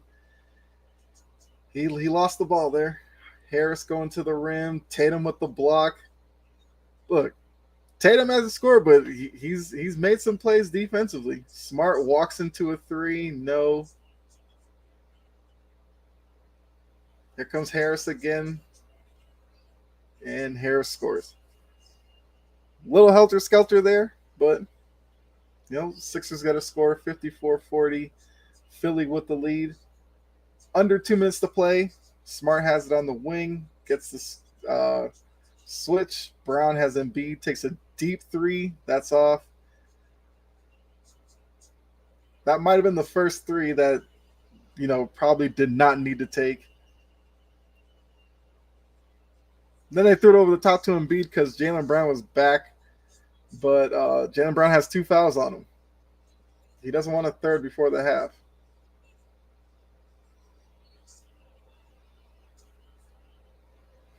That was a good take to the rim for Brown. Gets the foul on Embiid.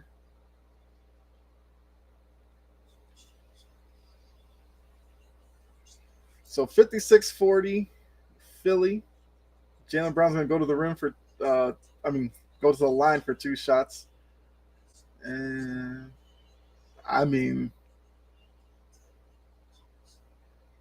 that's a tough foul call. That's a tough foul call on Embiid.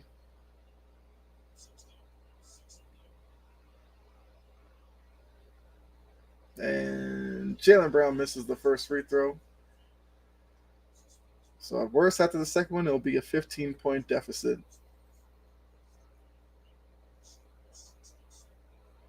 Still safe.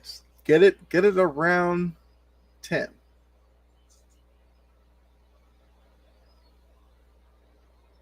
Brown missed the second one, got it back, knocked down the jumper. So can miss 2 free throws, get a jumper anyway. So All things good. All right, 56-42. Just about a minute to go. Embiid has the ball with Horford on him. He gets into the lane, fall away, missed it. Tatum with another rebound. I mean, Tatum's got to have like close to 10 rebounds at this point. Brogdon up fake, smart. Brogdon open for three, knocked it down. So I'm saying, get it around 10. 56-45.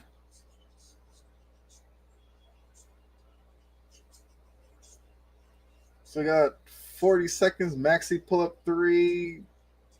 I guess that was a 2-for-1. Look, 2-for-1. I get it. It's the thing. Why is that the shot you're taking? With what Embiid and Harden been doing, there's no need for Maxi to take that rush shot. Tatum hit a shot. Okay, that could get him going. But it's now 56-47. Celtics have a 7-0 lead, 7-0 run. Keep it here. If they could get it into the half with it 9, there's about 4 seconds difference in the shot clock. If the Celtics get a rebound here, maybe get a bucket to close out the half, that could be a momentum killer. That's a tough shot from Harden. Coming down the other way. I like that. Like the close of the half. It's 9.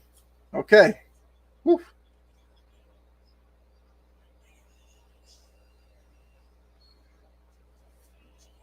I mean, Josh, I'm right there with you. I said get it under 10.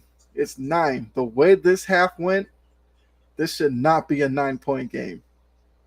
And we had Tatum hit a bucket, little step inside the 3-point line, hit that jumper. That could get him going in the third. Jaylen Brown's been great. Horford, that 3 he hit late, that was tough with Embiid closing out on him. So if you're Missoula, you go into the locker room, you're like, look, first half's done. We're down 9. Got to come out, like you said, Joshua, come out in the third and get going. I would love to see first possession of the third. Get some action for Tatum. Have him knock down another shot and just keep going. Because with the Sixers being down 2-1, if this game stays close with as good as the players are playing, Embiid and Harden, you could start to take away some of their confidence. So just keep it close. 9 at the half I can live with everything that went on in the first half. I'm completely fine with that. I mean, yes, you'd rather see them up 9 than down 9, but love it. Let's see here. So yeah, like I said, Joshua, appreciate you tuning in. Like I said before, we'll have to try and make it work again where I try to come on your show, but I had some issues, but appreciate you tuning in. So let's take a look here at the stats at the half, and let's see if we get you ready for the second half. We got plenty of time, so if you're tuning in, you have questions or comments or anything, drop them in the chat. I'm sticking around through halftime. We're gonna have some fun. All right. So looking at the box score right now, we'll start with Philly as the team that's up. Embiid, 19 points, 11 rebounds, 7 for 12 shooting. He's 0 for 2 from 3, but you can live with that. Harden, 21 points, 3 rebounds, 5 assists. Those are the 2 stars for the Sixers right now. I mean, Maxey, 7.6 rebounds. He's giving you production as well. Boston, the 2 guys who've really been performing, Jaylen Brown's got 16 points, 3 rebounds, and an assist. 7 of 11 shooting. And then Brogdon, who came off the bench and gave you 13 big points. Outside of that, kind of spread out. Smart has 8. White and Horford both have 5. And then Tatum, who had a rough first half with only 2 points, but the one shot he did make, he's 1 for 9, was the last shot he took. So he can go into the locker room, come out hoping that now maybe he can get a little hot. All right, team stats. Sixers are shooting 48% from the field. Celtics are 38%. In terms of the 3-point line, Celtics 9 for 25. Sixers are 6 for 18. So the Celtics are +9 at the 3-point line. That's definitely helped in keeping them closer. Free throws, basically the same. 7 for 9 for the Sixers, 5 for 8 for the Celtics. Look, that's what for this series. They pretty much let these two teams kind of play. That's what I want. Yes, some fouls are obvious and you got to call them, but the little ticky-tack stuff, save that. What do we got here? Rebounds, 32 to 27, so it's kind of a wash. Assists, both teams have 10. Sixers have more steals. Celtics actually have more blocks. I think Tatum has probably 2 or 3 of those. Turnovers, 6 to 4. So it's been a pretty clean game, much less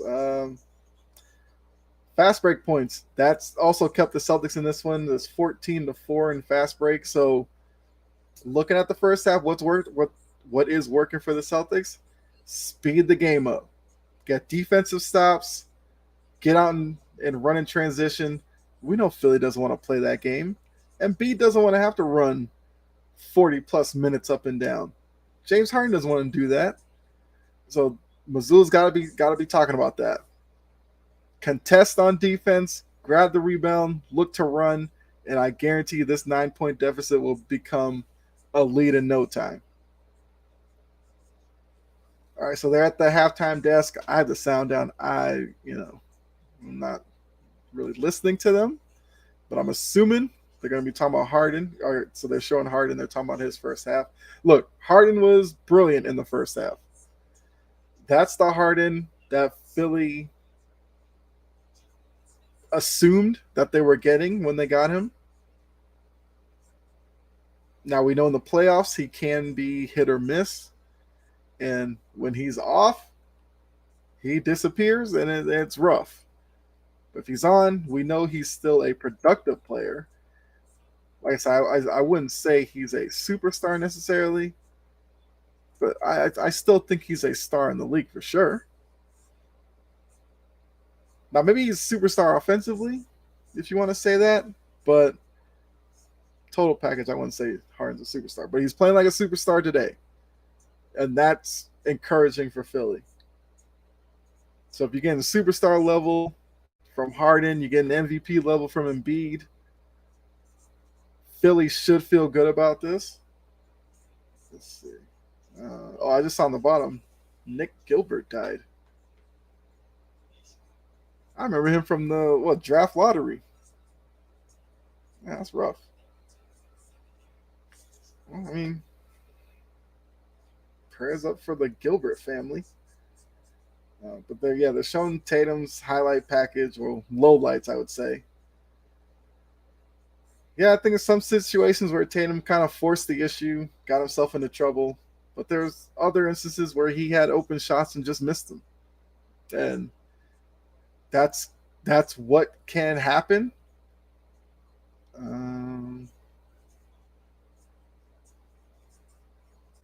Okay. Saw a message in the chat, but not going to put that one up. I appreciate you tuning in. So as we're here at the half, if you guys want to let me know what you've liked so far, what you are worried about, put that in the chat.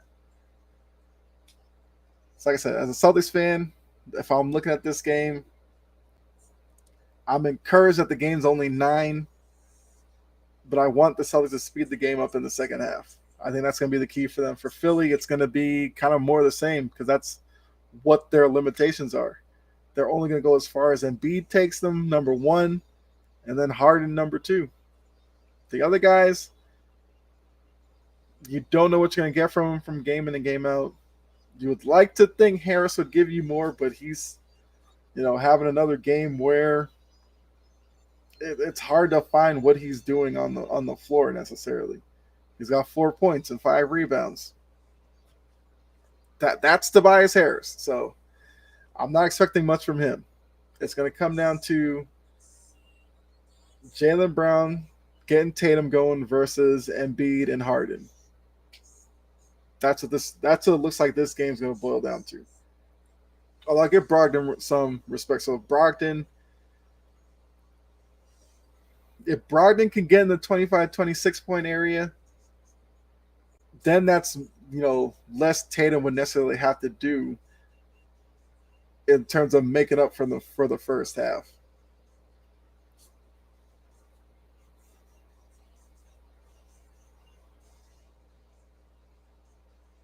When you look at it, expecting Brown to probably get over 30 points in this game. Tatum can give me 20, 25 point half. I think the Celtics have a good chance of turning this deficit around and winning this game. That's going to be the magic number for me, 20 to 25. Tatum has to put that up in the second half to get this win.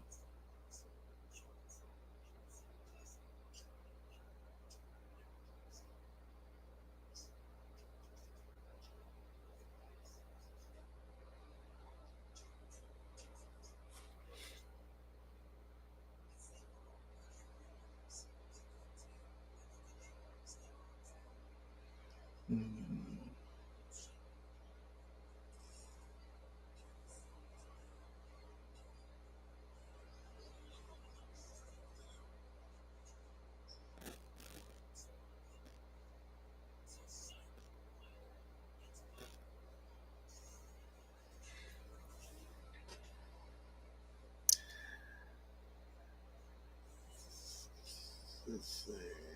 All right, so like I said, yeah, Phillies beat the Red Sox 6-1.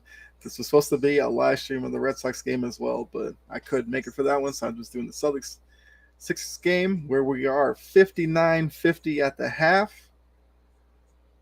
Sixers felt good about 95% of that first half. They did not have a good closeout to the half. That's kind of been another storyline to this series as well, teams closing out quarters. The Sixers did well in the first quarter, didn't do well closing out the second quarter. So like I said, watching this first half, the deficit should be much higher than 9.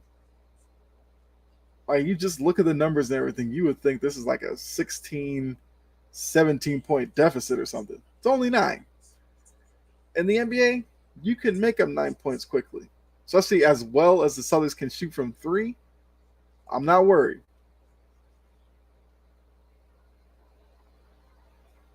Well, I mean, I wouldn't say I'm necessarily not worried.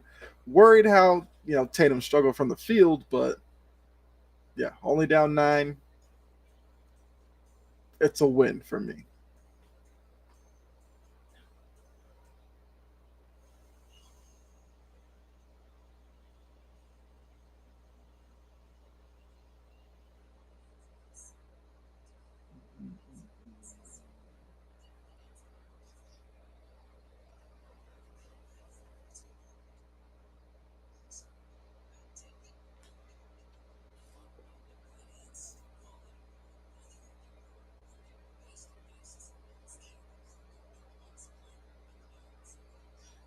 All right. So let's wait for the the second half to begin.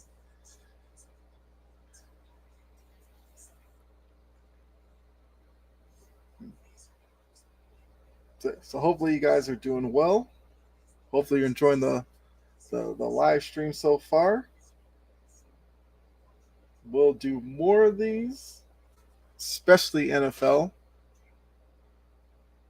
But I'm having fun.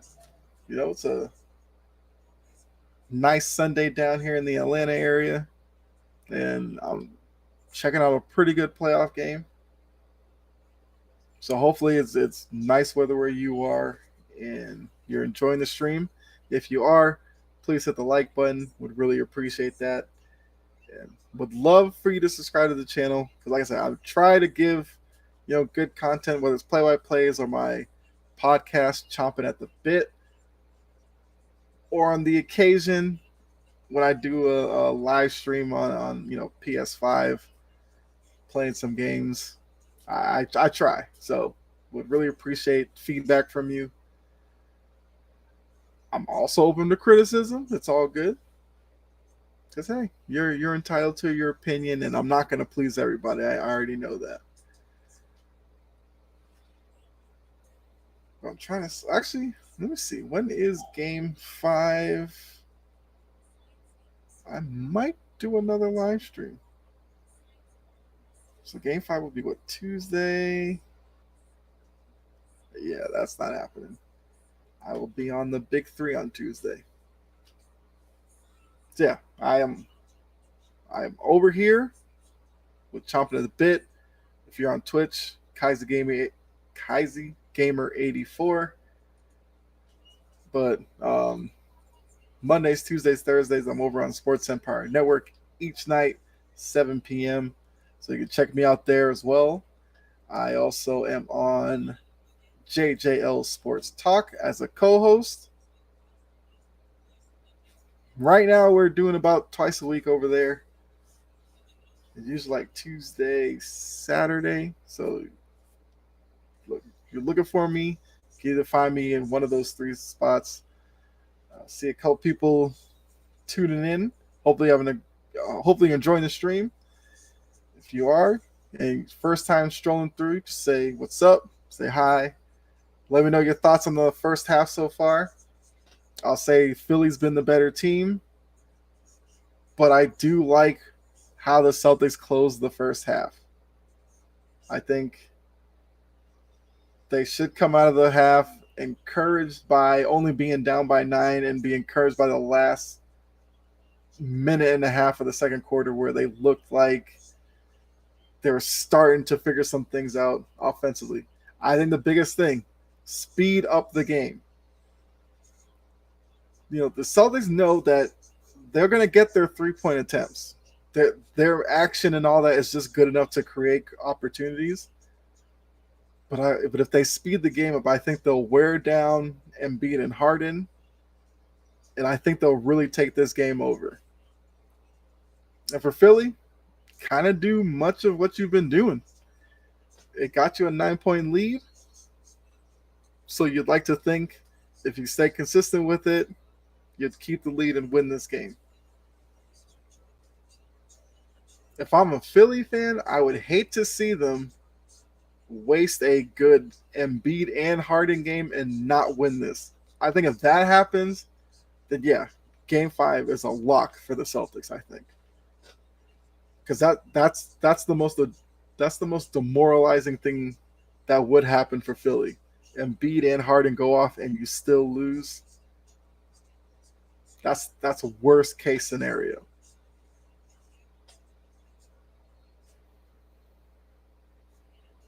All right, Celtics start with the ball. So here we go. We'll see if the first few minutes here if the Celtics can really make some noise here. Smart has it, gives it to Brown at the top. Tatum comes over, sets a screen, slips it. Tatum has Tucker on him and gets to the rim and lays it in. That's what I want to see. So it's now 59-52. Sixers have the ball. Maxey is in the backcourt. Derek White with a little half pressure. Maxey gets across the half-court line. Now they're going to initiate the offense. Tucker at the top. Gives it back to Maxey. So far, Embiid hasn't. Okay, Embiid comes to the high post. Gets it. Tough shot. Marcus Smart the rebound. Comes down. Harden meets him. Gives it to Tatum. Tatum has Harden on him. Between the legs. Gets to the rim. Kicks out to Horford. Horford is Smart. Smart for 3. That's off. Tatum with the rebound and laying. Embiid lost focus there. He had to grab that rebound, but it's now a 5-point game, 59-54. Embiid comes down, gives it to Harden. Smart on him. Harden back to Embiid. Embiid. All right. Horford stopped the ball. Harden has it on the wing. 4 seconds on the step back 3. You kind of shake his hand on that one. He hit a tough step back 3, end of the shot clock, give it to him. Brown comes back the other way, gets to the rim, and gets the easy two. So right now, 6-point game, 62-56. 10 to go in the third. Like I know the ESPN scoreboard is actually ahead of the ESPN feed. So I'm going off of what I'm seeing. Tucker hit a three, which I mean, he probably hits one a game on average. So we'll assume that's the one for the game. That's okay. Horford on the wing. Gives it to White. White up fakes, gets into the lane. Tough runner, knocks it in 65-58. 9:35 to go. Embiid brings it across the half-court line. Horford meets him at the three-point line. Embiid gets into the lane, kicks it out to Tucker. Tucker gives it to Harden, who has Smart on him again. He gives it to Embiid. Horford face up. Embiid gets into the lane, knocks it in. 67-58.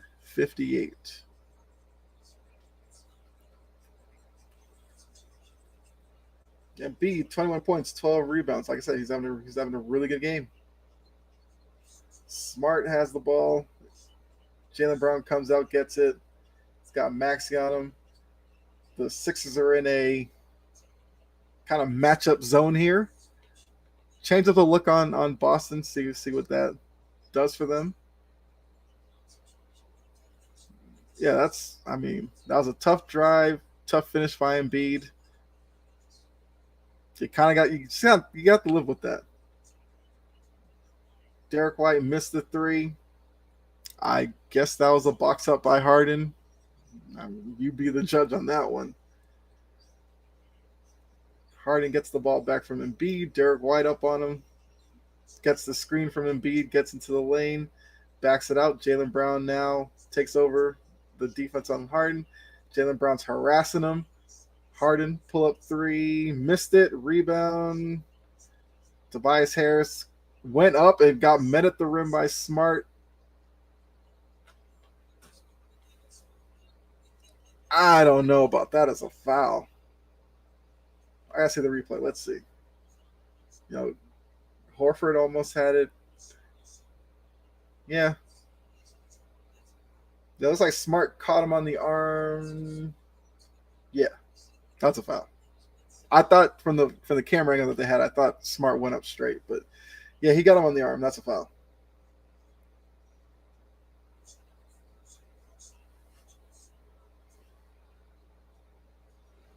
Then Harris knocks in the first free throw, so it's 68-58. We're showing Tobias Harris's dad. 8:20 to go, 68-58. Harris getting set to take his second free throw. All right, gave him the ball, takes his dribbles.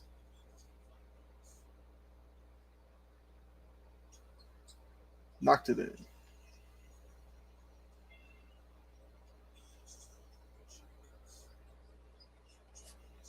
All right, so Derek White into the lane, floater, missed it off the rim. Rebound by Tucker. He gives it to Harden. Harden's going to bring it up past half court. He's going downhill. Horford meets him. He pulls it back out. And Harden stepped back in the lane. It's good. 71-58.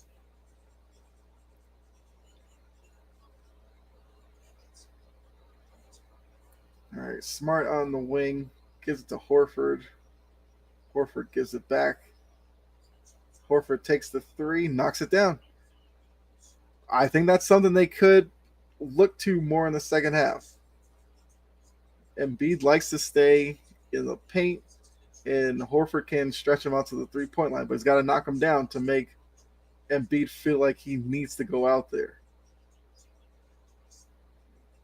That was a dangerous pass from Embiid out to Tucker, but it gets into the hands of Harden, takes the screen, pull up by Embiid, knocks it down. I mean, once again, I don't necessarily know what you're doing at that point. Nothing Horford or defensively you're going to do against that. Harden knocks down a three. 76-61.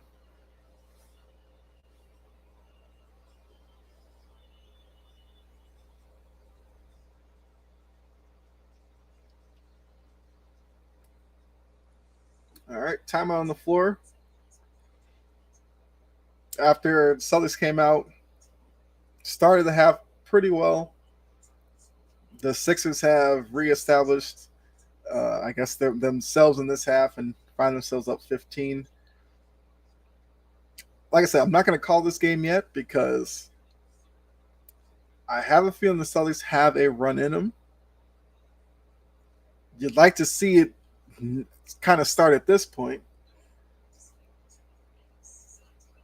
because we're, 6:47 to go, down 15. You don't want this lead to get up to 20. You'd like to get it back down to about 10. So this is a crucial moment in this game right now.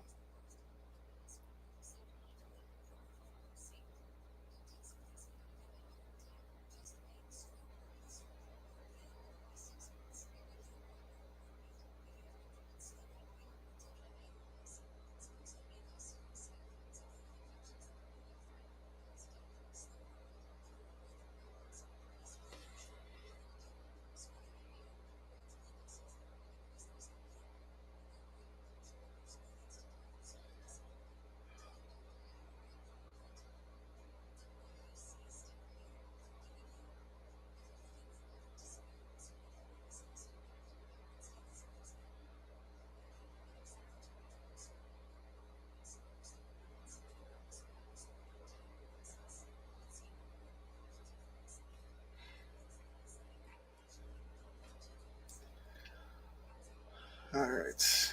So, just to reset, Sixers up 15. Harden has been great. You know, not something you necessarily factor after games 2 and 3, but you also kind of assumed he had probably maybe one more big game in him. So if you look at it, he was great in 1, awful 2 and 3. He's been great in 4. If the trend continues, he'd be poor in 5 and 6.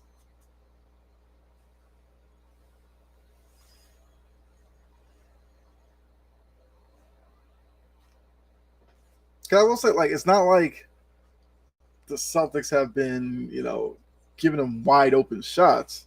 He's hit a few. Actually hit quite a bit, tough jumpers. I can live with that.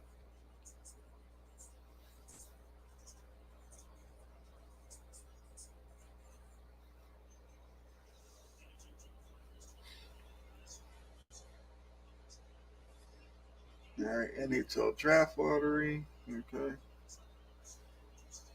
NHL's dead to me right now. I'm not going to talk about it. We're showing celebrities in the building. Little baby, Devonta Smith, Micah Parsons.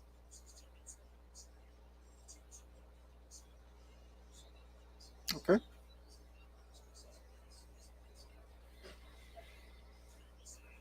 Okay, here we go. Coming back from timeout.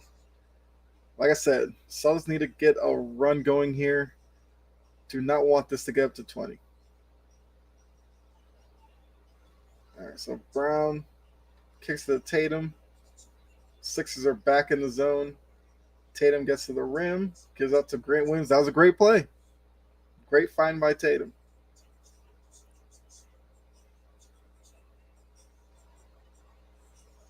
So I feel like since the Celtics have struggled from the perimeter, Doc Rivers is employing this matchup zone defense. If the Celtics can get hot from the perimeter, they can shoot Philly out of that defense for sure. And foul on Marcus Smart. I'm going to say this again. I hate this rip through foul stuff. It makes defense almost impossible at times. Like if my hands are out to my side and I'm guarding you, but you rip your hands through, and because your arm comes up underneath mine, it's a foul call. What am I supposed to do? Mm-hmm. I mean, like I said, I'd like to see that as a rule that kind of goes away. Like I said, I hate it. Guy catches on the wing, you're playing defense on him, he just rips through. Oh, we get a foul call. So now we're supposed to play defense with our hands behind our back, then it's even easier for you to get a jump shot off. But those are the rules. It's a foul. Embiid knocks down both of them. We know as a big man, Embiid is a really good free throw shooter. Don't have the numbers. I'm assuming he's maybe the best in the league. I feel like Jokic shoots pretty well from the free throw line as well, but from games I've seen, like Embiid rarely misses. And for a big man, that's tough. Tatum gets the rim, gets the bucket, 65-78. Says, yeah, he started 0 for 8. He's been 4 for 4 since. So it looks like Tatum's kind of coming out of it. Would really like for him to go off. Kicks out to Tucker, over to Maxey, open 3, knocks it in. Harden broke down the defense, got into the lane, moved the ball around. Maxey open shot, knocked it down. Jaylen Brown gets the rim on Tucker, rolls it in.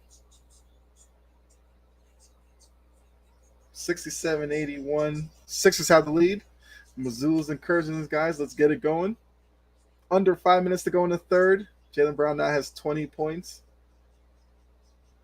Tatum's up to, 8, 10? Embiid has that 3-point line. Grant Williams gets up underneath him.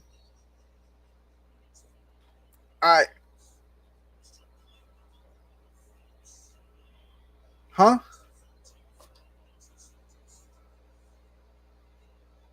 How? All right, I'm putting my Homer hat on for a couple of seconds. Bear with me. How is Embiid, biggest, strongest man on the floor, gets to flop around and he gets every call? That's not a foul. Let's be real here. Where was the foul?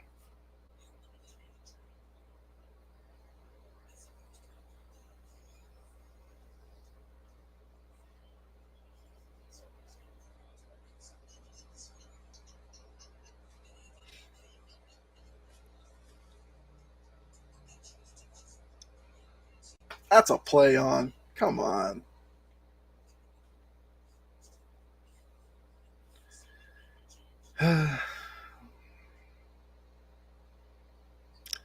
These are the frustrations playing against Philly. But look, I'm not saying that's the reason for the deficit or anything. I just wanted to bring that up. It's one of the things I hate watching about Philly. Brogdon knocks down a 3. It's still 13. Once again, they're kind of hanging around, kind of not. Maxey takes another quick shot. Once again, don't understand why. The offense has been working, working the ball to Embiid, letting Harden dribble around. It's been working. Don't need to rush shots like that. I get it. Being at home, you knock that down, the building goes crazy. But now you miss it. Celtics now have a shot to get it back to 10. Good pass by Tatum. Robert Williams gets fouled, missed the opportunity for an and one, but he's going to go to the free throw line for 2. Foul on Niang. I'm assuming that's probably what Harden's telling Maxey right now. Which, I mean, it's kind of who Maxey is, so you don't want to necessarily take it away from him, but he'll probably learn this. He's still a young player. That situation, you would like to get execution over, the potential of knocking it down and having the crowd go crazy for you. Embiid and Grant are talking about something. I don't know. So Rob missed the first free throw. He's got the second one coming up. If he knocks it down, takes it down to a 12-point lead for Philly. Jaylen Brown comes out of the game. Derek White comes in for him.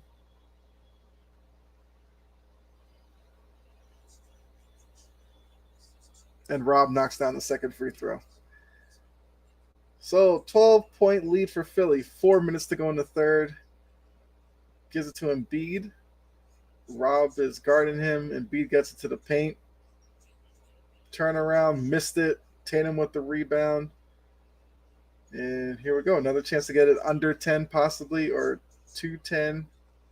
Throws over to Brogdon. Brogdon in the corner gets to the lane. Rob, oof, that was a dangerous pass. Gets to Grant. Grant gets into the lane. Stripped.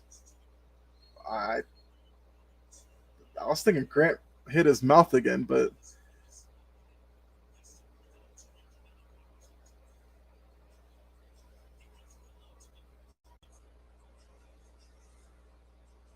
Grant wanted a foul. Let's see. So the ball saved Grant.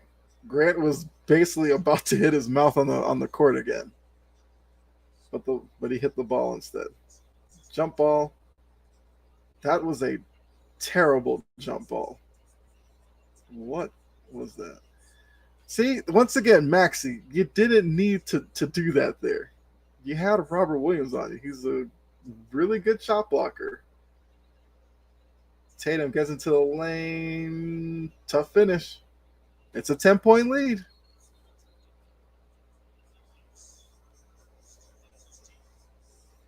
Hanging around.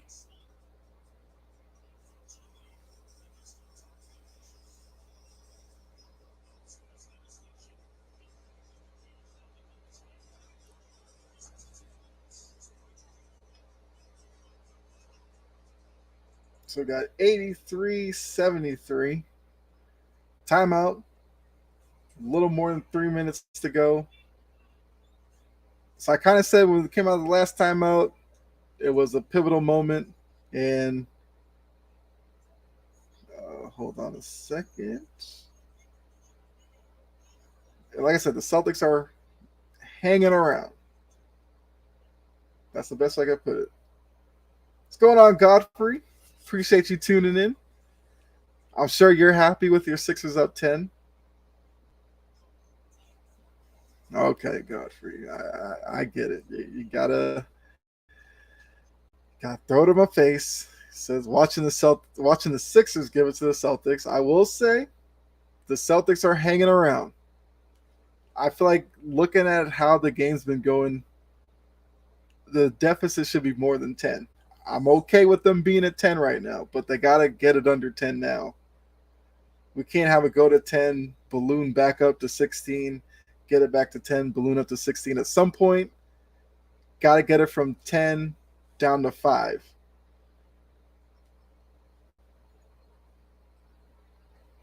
Watch the Red Sox get dusted and now I was going to do a play-by-play for the Red Sox game as well, but I didn't get home in time. And yes, the Phillies did win today, but the Red Sox took 2 out of 3, so I'm happy with that. Celtics took one of the games in Philly, happy with that. But if the Celtics can turn this 10-point deficit around and get the win, it'd make me even happier. But I will say, look, Embiid playing like the MVP, Harden playing like younger Harden that used to put fear into some teams. It's great. And Philly happened to get both of them in the same game, but it's still only 10. And Tatum had a rough first half. He's picked it up since then, which is encouraging. So as ineffective as he was in the first half, we know Tatum could go off for 25, 30 and a half. I think he's up to like 10 points right now. I said at halftime we needed a 20, 25-point half from Tatum. Might need 25 to 30 now. But yeah, Godfrey, appreciate you tuning in. Godfrey is on the show that I'm on as well, Thursday nights on Sports Empire Network during the NFL season. Pre-game pigskin, so make sure you go over there Thursday nights and check us out. Really good NFL show. We're coming back from the half. They're showing. Oh, that was game 3. And now they're showing Harden today. Like I said, Harden's been 180-degree turn from game 3.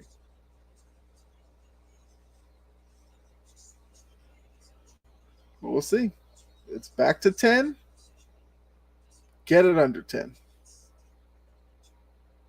Harden 29 and Embiid 27. Still only a 10-point game.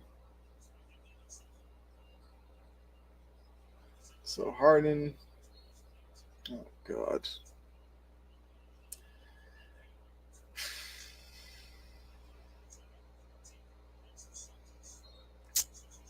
Not necessarily where you want to see a foul get called. He's no close to the half court line. Don't want to waste fouls out there. So side out. Niang's going to inbound the ball. Defense getting set. All right, throws it into Melton. Melton takes it over to the left, wings it to Maxey, gives it to Embiid in the middle of the floor with Rob Williams on him.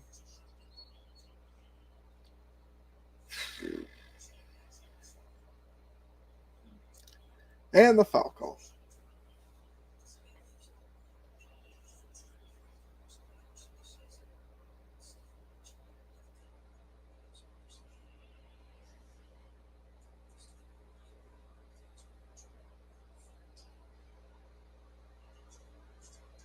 Yeah, Rob bit on the fake, and Embiid went up, got underneath him, got the foul call. Missed the first free throw. As Rasheed Wallace would say, ball don't lie, but that was a foul. I mean, let's be honest. It's going to take the second one here. Harden's on the bench. So I guess game 3, they talked about the minutes when Embiid wasn't on the floor. With as good as Harden has been in this game, let's see what Philly does with Embiid, with Harden on the bench for a little stretch here. All right, so 84-73, 2.5 to go in the third quarter. Brogdon at the free throw line, in and out. That's a tough miss. Rebound to Philly. Maxey comes across the half court, gives it to Embiid. Rob Williams on him. Not say the best pass there. Out to Niang in the corner, knocks down a 3. Almost a turnover, and it turned into a 3 for Niang. That's tough. That's one of those plays where it kind of seems like maybe it's not your day. But 2 minutes to go. 14-point lead for Philly. Smart has it up top, gives it to Tatum with a quick drive towards the middle. Dump off to Rob Williams with a dunk at the rim. Good play there. 75-87, 1:40 to go. Embiid has it at the top. Kicks out to Harris. He knocks down a 3. Okay. Once again, I wouldn't overreact to that. Harris hasn't done it consistently. So coming back 75-90. Screen from Rob. Marcus Smart kicks it out to Derek White. Wide open 3. Knocked it in. Somebody on defense fell asleep. Not sure who it was. Might have been Harris. I don't know. But it's now 90-78. Joel Embiid's running point with no Harden. He pulls up, missed it. Rebound by Smart, gives it into the hands of Jason Tatum, who gets up to the 3, met by Tobias Harris. Puts the little dribble on him. And foul on Niang as Brogdon was setting the screen. Niang bumped him. Whatever reason. Under a minute to go in the third. I said get it under 10 for the fourth. They're down 12. So Brogdon's throwing it in. Throws it out to Rob. Rob gives it to Jason Tatum. Comes off the screen. Gets into the lane. Tough shot. And 1. Okay. Get it under 10. Let's do something here. That was a tough finish in the lane. Yeah. Harris got him on the elbow, then got him on the arm on the follow through. Tatum gets it off the glass. So here's the free throw. Knocked it in. So now it's 90-81. 47 seconds to go. Maxey has it. Dribbling up. Tatum now has 13 points, 11 rebounds. After, 2 points in the first half. He's had a pretty good third quarter. Get up to Tobias Harris, who has Rob Williams on. He pulls up from 3. Missed. Tatum tipped it to Brogdon. Coming down. Celtics will hold it for almost the final shot. There's about 2.5 second difference between the shot clock and the game clock. So I'm going to say it again. The rip through, because even on that play, as far away from the hoop as Tatum is, he's not trying to shoot it from there, obviously, but the defender's all the way up on him, so it's an easy way to get a cheap foul call. That's what I'm saying. I feel like that's a call that you can do away with because I don't like seeing that play, but it is in the rules, so Tatum takes advantage of it, just as Embiid does, Harden, all the top guys. But knocks in both. Looking at a 7-point game, 17 seconds to go, 90-83. Philly has the ball. I think second quarter, Celtics on a 7-0 run to end it. Celtics are on an 8-0 run to end the third. So go 5 seconds. 4. Maxey gets to the rim. Tough finish over Rob Williams. But they got it under 10. I said get it under 10. Once again, the Celtics closed out the third quarter like the second quarter, which makes the deficit look better. Should be more than a 9-point lead for Philly. But got to close them quarters out. So now, coming out of the fourth, Celtics do feel better about it. They cut a point off the lead. They went into the half down by 10. They're down 9. Now you go into the fourth quarter. You got to hope Brown and Tatum, have a legendary quarter and they can cut into this. Gene back in the chat. Appreciate you tuning back in, Gene. 76ers can't close their quarters. That's been the issue today. And that's goes to his next point. Awful coaching. 76ers are so poorly coached. Yeah, closing out quarters. That's what coaches are there for. If they call a timeout, getting a play out of a timeout to, get you a bucket when you need it. Second and third quarter, the Sixers didn't do that. So that does fall at Doc Rivers, feet on that one. And we know Doc Rivers, whether he thinks so or not, he's coaching for his job in this series. If this is a game where Harden and Embiid go off and they don't win it, I mean, Doc's definitely gone, probably. Let's see. Gene puts in here. Up 16, 2 minutes left in the second. Up 15, 2 minutes left in the third. Yeah. And at the end of the second quarter, the Celtics got it down from 16 to 10. Third quarter, they get it down from 15 to 9. You would think a guy like Doc Rivers, with all the experience he has, that wouldn't be an issue. That's more of a problem than you would think Mazzulla might have as a young coach. But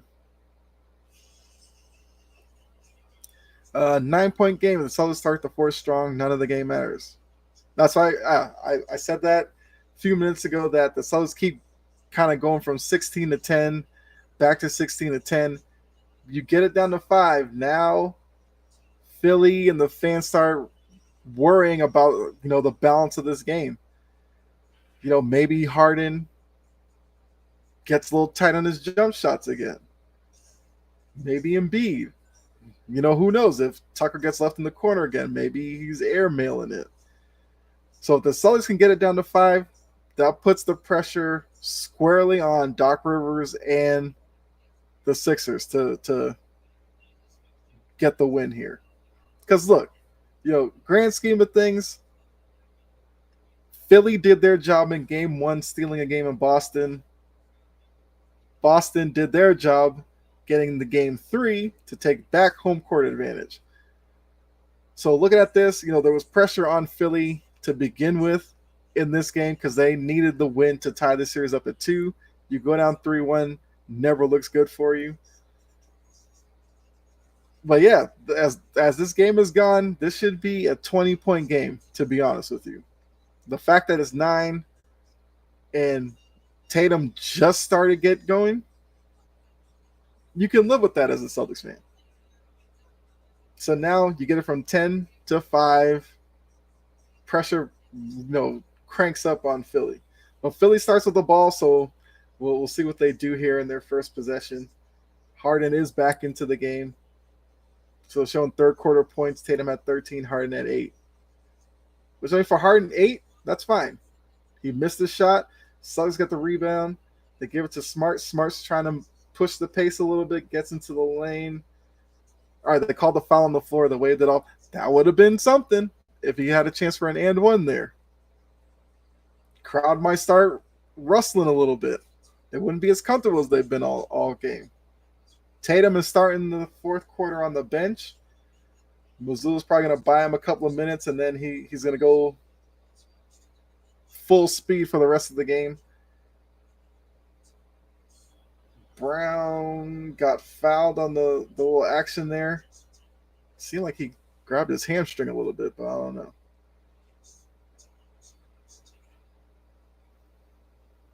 So if Tatum's on the bench and the Celtics can get it around 5 or 6 and then Tatum comes back in, now you're feeling really good about yourself. Because Tatum looked like from the third quarter that he's got it going right now. All right, throw it into Derek White. Jaylen Brown comes off, but he gives it to Marcus Smart. Marcus Smart gets the switch on it to Tobias Harris. He gets into the lane. Tough fall away. Missed it. Rob Williams with a great rebound. Derek White kicks it to Jaylen Brown. They're working it around.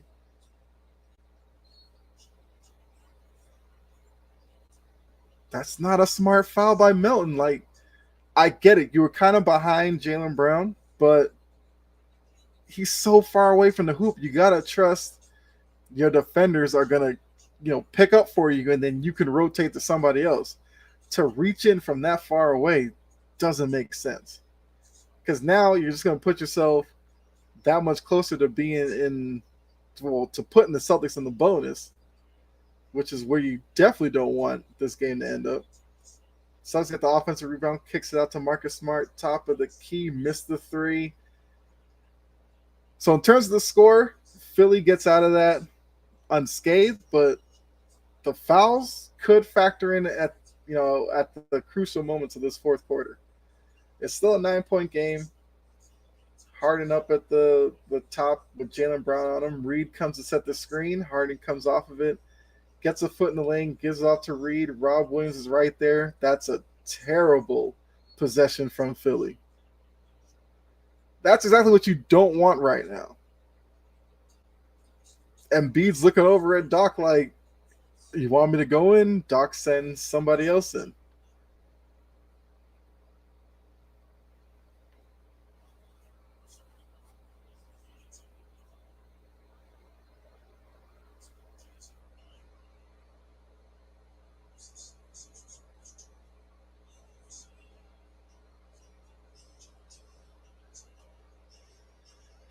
All right, so 83-92, Jaylen Brown. Tatum's now into the game. He gets it. He has Reed on him. Step back 3, in and out. It was right there. Okay. Harden comes down, kicks out to Niang for 3. Way off. Tatum gets the rebound, kicks up to Derek White. Easy finish in transition. It's now a 7-point game under 10 minutes to go. We have ourselves a new ball game right now. For everything that's happened in this game, it's now only 7. And momentum is starting to switch to the Celtics. I have to believe that Embiid's coming back in after the timeout.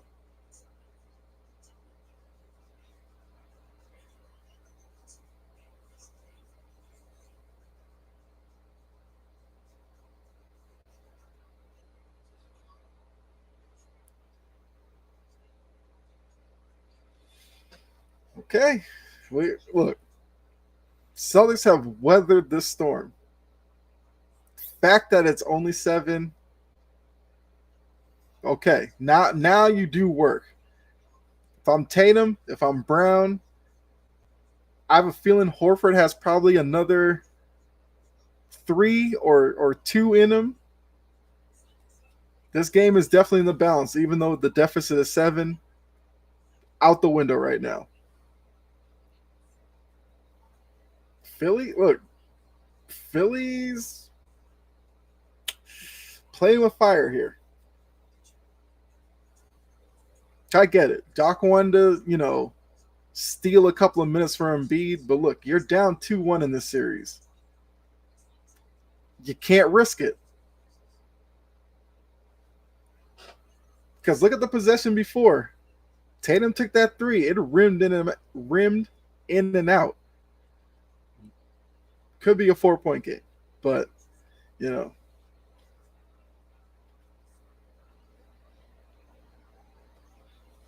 Yeah, so I'm assuming Embiid comes in out of the timeout. It would be a bold move by Doc to call a timeout and then leave Embiid on the bench. If he does that, look, I cannot see that happening. Like, he has to be coming in, right? The way this quarter started, I mean, that last possession where you giving the ball to Reed basically behind the backboard with like 3 seconds on the shot clock, him trying some funky hook shot over Rob Williams, you have to have something better than that. This game's getting good. I'm liking it. Like I said, do not want blowouts. Now we're a 7-point game. Under 10 minutes, there's plenty of time. Look, next 5-6 minutes, Philly could take over. It could be back to a 15-point game, and then we're just looking at this like, oh, it's just a little run the Celtics had. I would not be shocked if in 5-6 minutes this is a 2-point game, and now it's possession by possession. Who can execute better than who? Based off what you've seen so far in this series, who do you have more faith in? Mazzulla to draw up a play that's going to work for the Celtics, or for Doc Rivers to draw up a play to get a bucket for the Sixers? Who do you trust as this game goes on to make adjustments? Do you trust Mazzulla? Do you trust Doc Rivers? That's probably what these last 9.5 minutes are going to come down to. Because look, the way they were playing earlier, where it looked like everything was working for him, that game's over with. This is now basically a new game. And then the Sixers come out of the time with a turnover. If the Celtics get a bucket here, look out. So Brogdon crossed the half-court line. Set a screen. Brogdon gets it. Tatum sets another screen, rolls off of it. Brogdon gets into the lane. Missed the layup.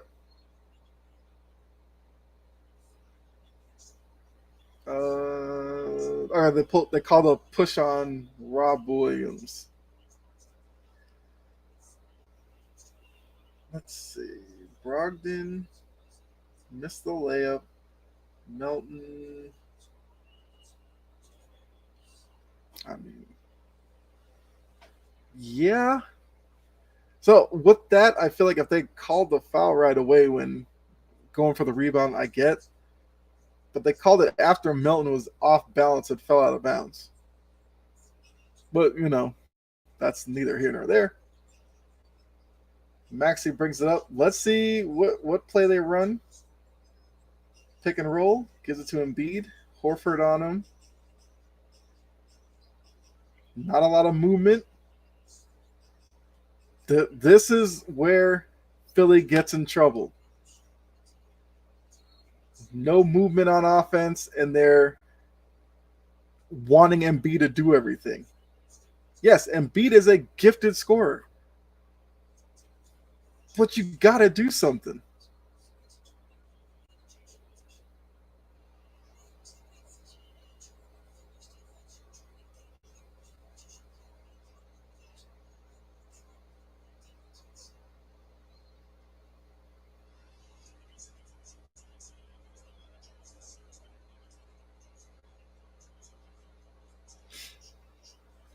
All right, so it's now a 6 point game, 86-92.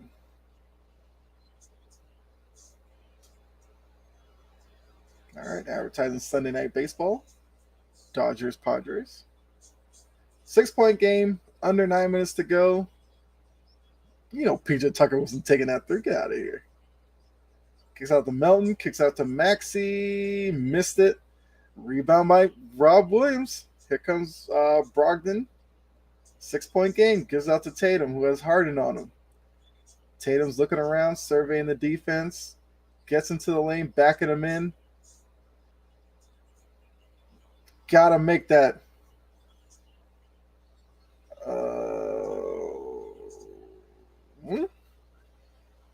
Lot going on there.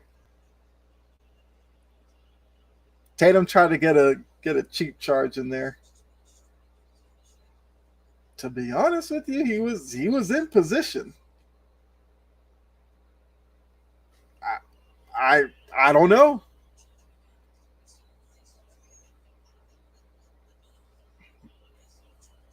Technically, it's probably a charge, but whatever. But Tatum should have made that bucket. But still 6, so you kind of dust it off and you move on. All right, Maxey's looking for Embiid. Embiid has Horford. Maxey with the half speed cut. Kicks out to Harden. Harden over to Melton. Melton back to Harden. Harden got into the lane, knocked it in. So the Sixers finally score. At least we know they weren't going to go scoreless through the whole quarter. Smart gets into the lane and a foul the other way.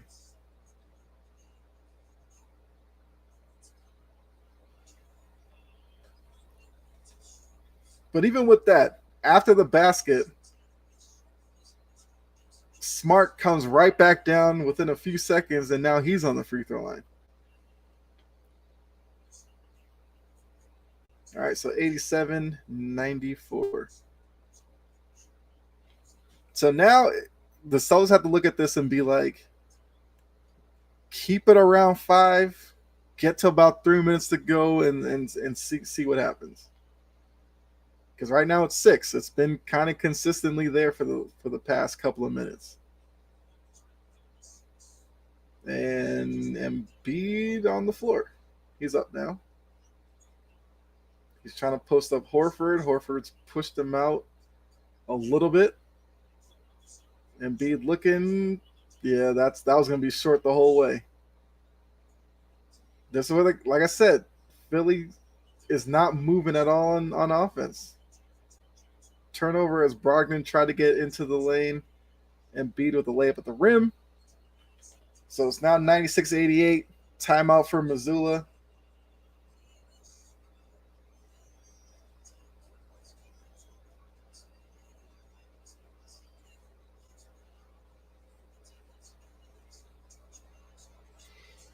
Okay.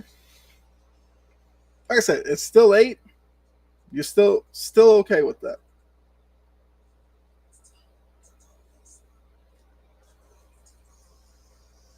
All right. Looks like we got a good finish here in this game. So once again, how's everybody doing? We can take a moment to breathe. We're in another timeout. A little more than 7 minutes to go.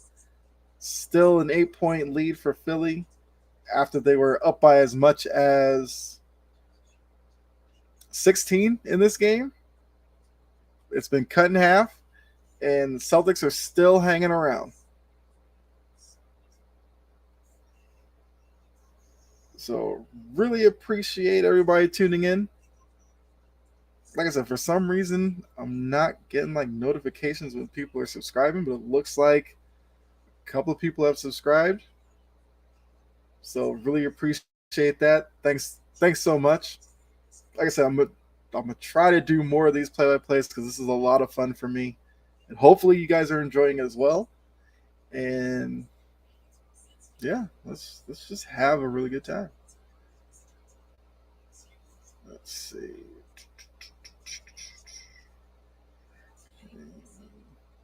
Oh, that's why. For some reason that turned off. Okay.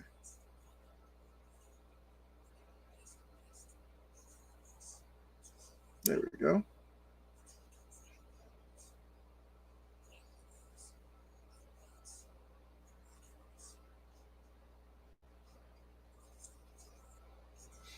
All right.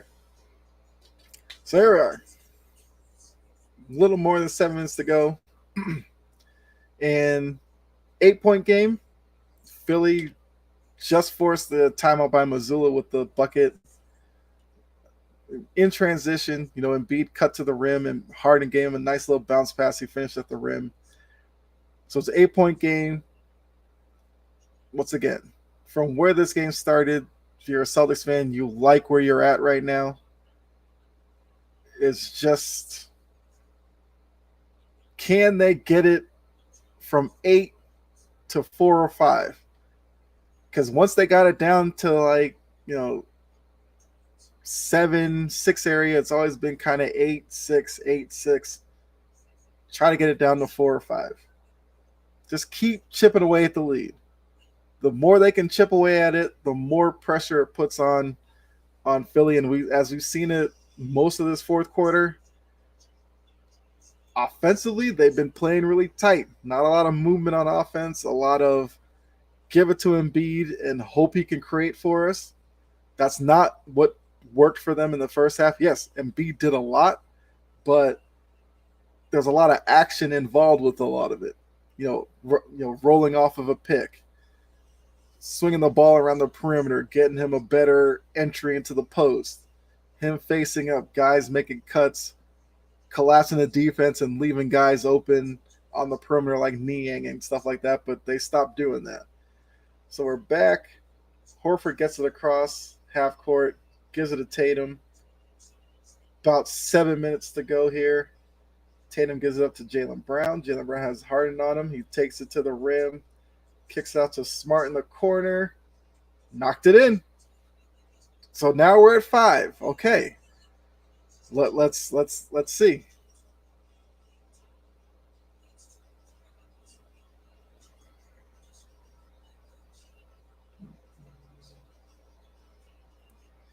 All right, so it's a 5 point game, 6.5 to go. Harden has it at the top. Switch Brogdon onto him, struggling with the dribble. Shot clock violation. Look, okay. So now we're looking at a chance to make it 3, maybe even 2. Harden's handle got a little sloppy there. So Tatum has it. He's got Melton on him. Brown comes across, gives it up to him. Harden on the closeout.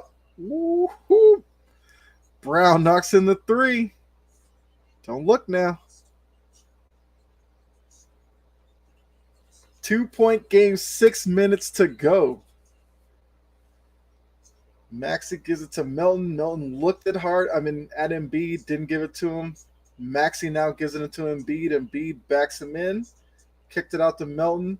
Melton gets to the rim. He kicks it out. Maxey with the quick move. Missed it.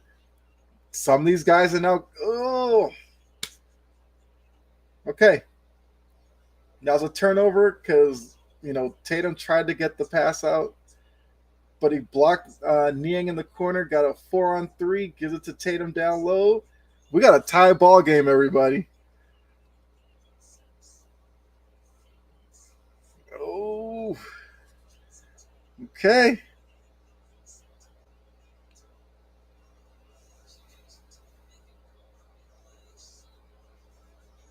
Okay. Whew. This has got to be backbreaking for guys like Embiid and Harden. They played so well, and all that's led them to is a tie ball game, 5.5 minutes to go. So now in the back of their head, some of these guys are going to start thinking, we might choke this game away. Which, look, I know choke is kind of extreme, because yes, the Celtics are the 2 seed, so they're a really good team. But Harden and Embiid both have what, over 30 points. You had a 16-point lead. Seemed like that's a lead you should have been able to handle. It's not like it was a game that's been back and forth all day. So the Sixers were the dominant first half team, and right now you got to say this second half has been the Celtics. Unfortunately, you win the game in the second half and not the first half. So at this point, it's 0-0 for the next 5 minutes. The best team in the last 5 minutes will win this game. So here we go. See, Brown, Tatum, they got a little bounce in their step. They're ready to go. So here comes Harden with the ball. Jaylen Brown's up on him. Gets it across half court.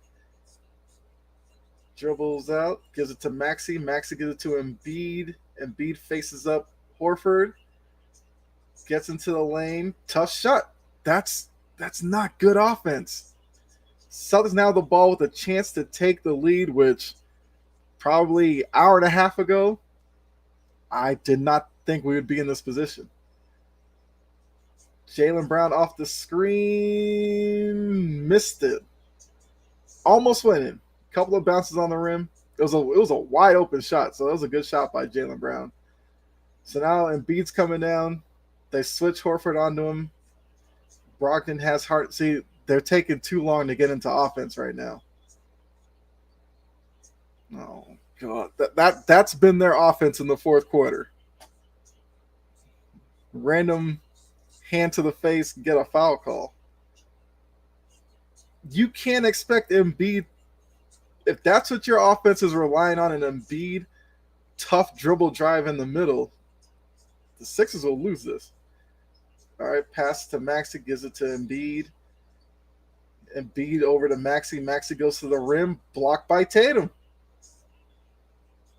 So going back, it's a 3-on-3, so not really a break. Tatum has Melton on him. He's looking out.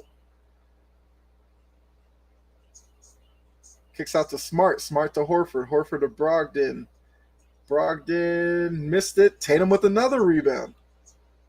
Out to Smart. Smart to Horford at the top. Horford goes down the lane. Oh, man. Look, Philly, this is not looking good right now. Because Embiid is looking like he might be a little gassed. And the Celtics have momentum right now. That's a bailout call, but okay. Look at old man Al. I love Al Horford. He's just a pro's pro. Gave you a little dance. Okay. But 98-96, Harden is at the line, though. Let's see if he can knock down both of them. Gets the first one, so 98-97. Tatum's been Tatum. He had a tough first half. He's been great in the second half, and he's been great defensively, especially rebounding. He's gotten a couple of blocks at the rim. Doc's yelling out some instructions to his team. Harden knocks down both. We're back to a tie ball game. Tatum's got 18 points, 18 rebounds, 4 blocks. As bad as his first half was, he's actually 7 for 17 from the field. Not a bad day. Tatum goes to the rim.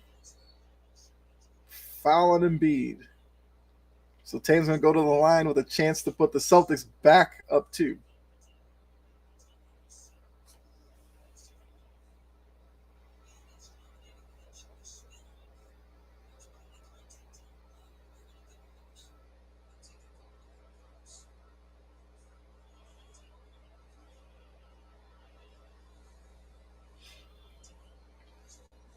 Embiid's talking to the ref. Tatum misses the first free throw.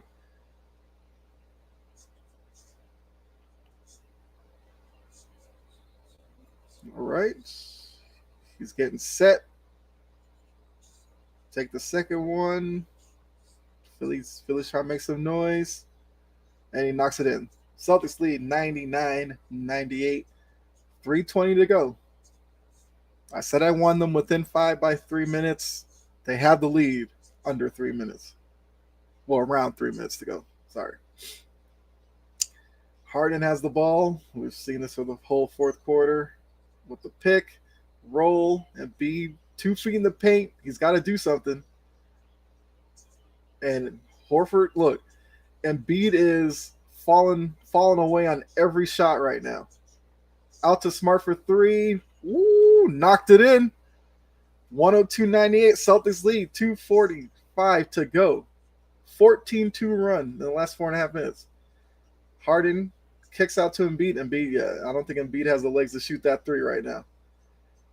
He's backing in Horford. Kicks out to Harden. Harden, you got to do something now. Knocks it in. Okay. They needed a bucket from him. He got one.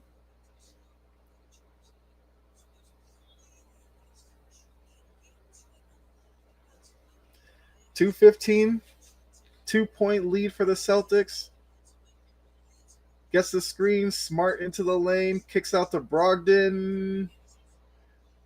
Look, how can you leave Brogdon wide open? I said this earlier. Brogdon, you give him an open 3, he's knocking it down 9 times out of 10. The Celtics now have a 5-point lead with about 2 minutes to go. Doc Rivers has called timeout.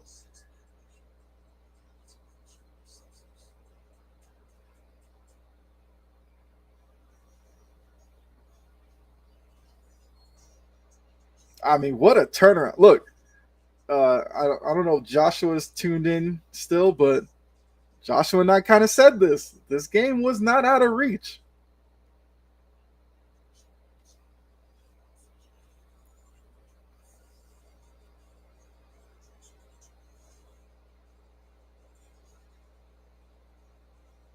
This has been a really good game. I will say that. I've had a lot of fun with this game. Not even because I'm a Celtics fan or anything like that. It's been a good playoff game. So hopefully you guys have enjoyed it as well. I mean, we got 2 more minutes left. I'll hang around for a little bit for some post game. You know, if you guys want to come in, talk about the game, throw some questions out there. I'll hang around a little bit after the game. I won't just end it when the game ends. I will have some thoughts about the game, depending on who wins it after it. So now they're showing the Philly fans. Philly fans in the back of their mind like, oh crap, we're really about to lose this game. I don't listen to Philly sports radio, but Doc Rivers, keep your radio off on Monday. If this game goes the way that it looks like it's about to go, Doc, you might be the most hated man in Philly right now. Harden has it. He's got Brogdon on him. He gets to the rim. Okay. That's a bucket they definitely needed. They're down 3. So Celtics are up 3, 105-102. You got a minute 50 to go. Harden's got 37 points. They're going to put Tatum in action. Tatum's got Maxey on him. They're going to give him the ball. They're going to, I mean, PJ Tucker, that's got to be defensive. Smart has the ball with PJ Tucker on him. I was about to say, if Smart made that, good luck. Probably not the shot you wanted, but I mean, it is what it is. Kicks out to Harris. Harris to Embiid. Look, everybody's afraid now. What? Okay. Tobias Harris missed it. Tucker got the rebound. Not Dr. J? I mean, who else would it be? If I'm Embiid, I'm telling PJ Tucker, buddy, what you talking to me about? I'm doing as much as I can.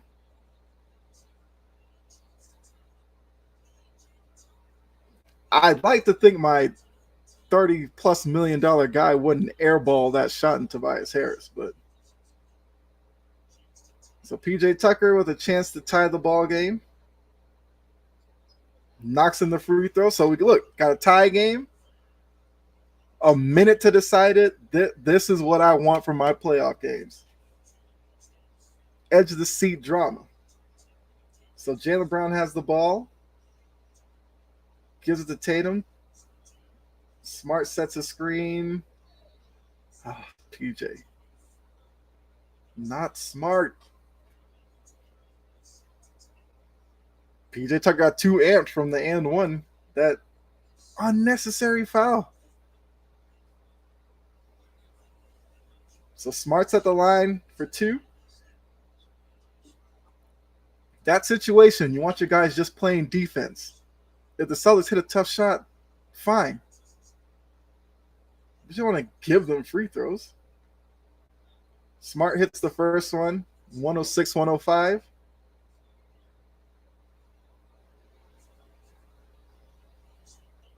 Smart has 17 points. I honestly did not even think he had that many points. He's got 18 points now. Smart's having a pretty good postseason. So there we go. Harden has the ball. Sixers fans are standing up. Coming up on 40 seconds to go. Gives it to Embiid. Embiid has Smart on him. You want Embiid to do work. Got it blocked. Gets it out. Harden has at the top. Clock issue, I think. What?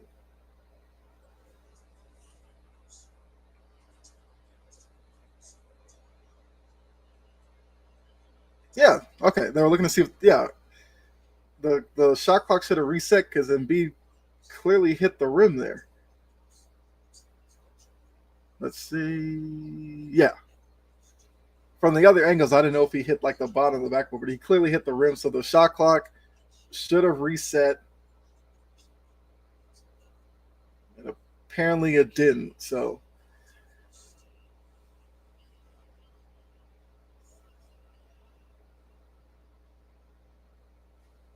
we haven't had a challenge in this game, have we?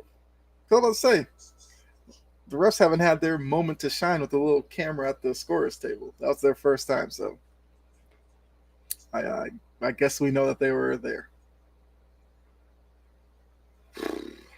Doc. If they lose this game, Doc better run out of the arena. We know Philly fans won't play.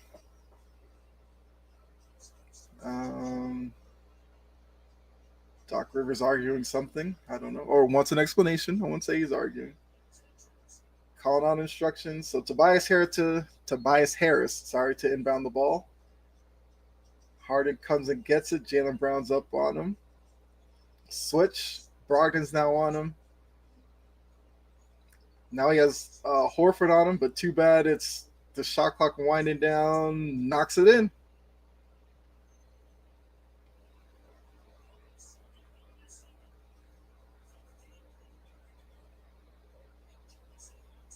I mean, look, they got. I mean, it took a long way to get there, but they got the matchup they wanted. Horford played as well as he could. Got 5 seconds. 4. Tatum kicks out to Smart. Ooh. All right, we got overtime. Got free basketball. I mean, look, I don't even know how to feel right now. Went from down 16. Celtics had a 5-point lead. Sixers tie it. They get a wide open 3. Smart's had a good game. Some might look at that and say Tatum should have forced it up against Embiid at the rim. I don't. I mean, I'm not going to be mad at that. If Smart wasn't wide open, I'd probably say the same thing, but it's a wide open look. That's all you can ask for. Smart just came up short.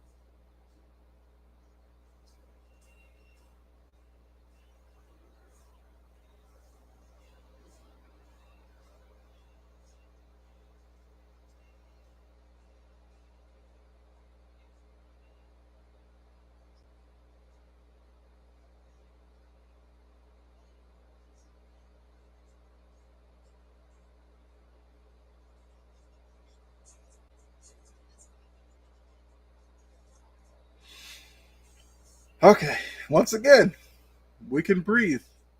It's overtime. That almost seemed like this game deserves overtime. Probably not. I'm sure Sixers fans would have wanted this game over in regulation. Godfrey checking back in. We still here? Yes, you are.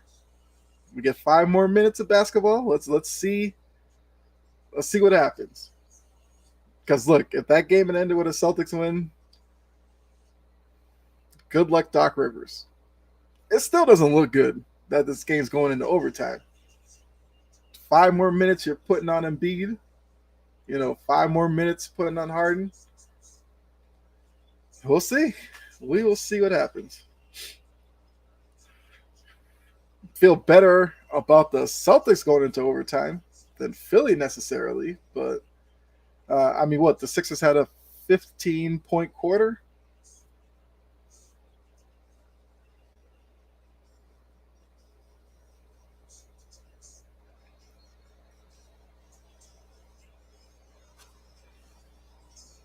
I think the problem for Philly is we might get a Tatum overtime here. Embiid changing his jersey, I guess.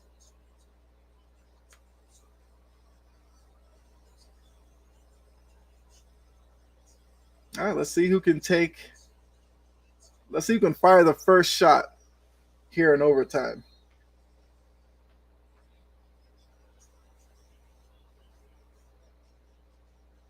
But if you're Philly, I mean, you gotta hope Harden and Embiid got five more minutes in them to be dominant as they were in the first half. I mean, look, I kind of wonder why they don't do that with Maxi more. Maxi goes 200 miles an hour with the ball in his hand. Most guys aren't prepared to defend against that. All right, Tatum's got Harris on him. Tatum breaks him down, gets it to the lane, knocks it in.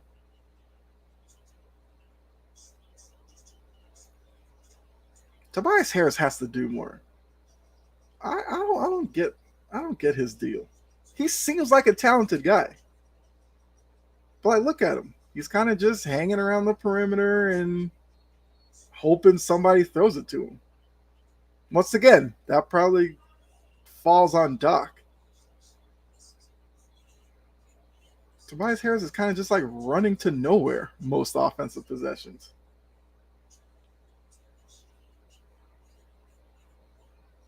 I mean, I guess he has Tatum on him. I don't know. Harden and Embiid. Harden. Oh my God. All right, they got their feet tangled. Foul on Brogdon.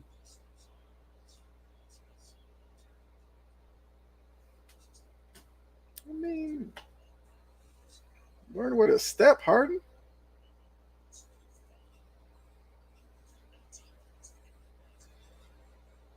All right, Harden has the ball. He's going to try to get the screen. He takes and got stripped. Derek White has the ball, floats it up to Tatum. Little late on the pass, but gets it to him. Tatum to Tucker. Like, calm down, man.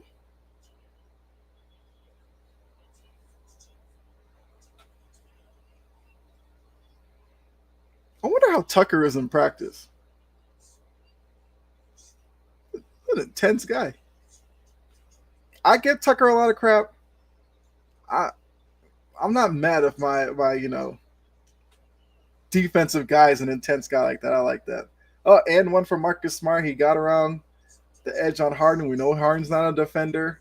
Embiid wasn't on the rim to help, which I'm assuming Harden was probably assuming that Embiid was back there. I think Embiid's tired at this point. Embiid on defense is kind of just standing there like,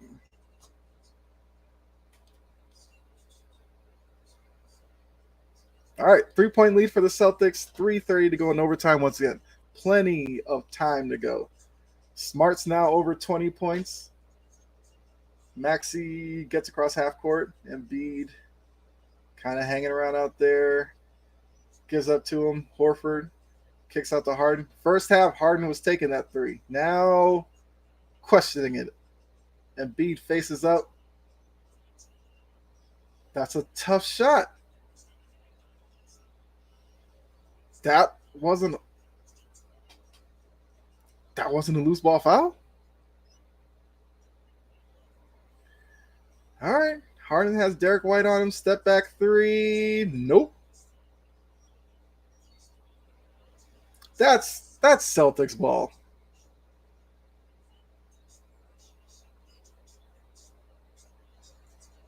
Let me see this. Nope. That was off Horford. Get it to Embiid. Backing down Horford. Even that's still a tough shot. Nothing's coming easy to Philly right now. All right, 1 point game, 2:30 to go in overtime. Embiid has 32. All right, screen from Tatum at the top. Another screen.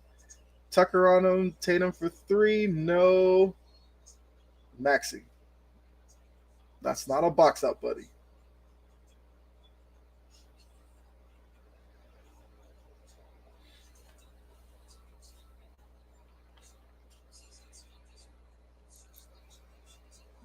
If I'm Doc here, wouldn't you rather get Maxi more involved if he clearly has more than enough energy? Turnover. Harden got a hand on the ball. Maxi has it. He's coming down the court. Maxi gives it to Embiid. Embiid gives it back to Harden. Harden to Embiid. Embiid. Call a charge on Embiid. Wait. One guy said charge, one rest. Get it together. Which one is it?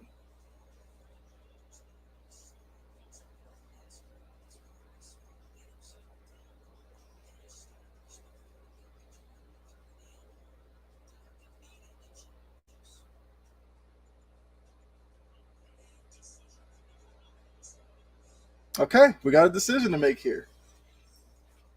Is it $5 charge on? I mean, well, I don't know. It was the call a charge or an and one. No, they called and one because the Celtics are challenging it. So $5 challenge unsuccessful. Well, let's wait and see. Good. I mean, good overtime, back and forth. All right, they're looking at the monitor.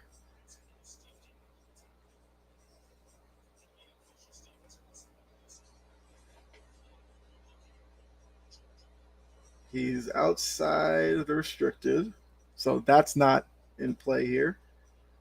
What do they call?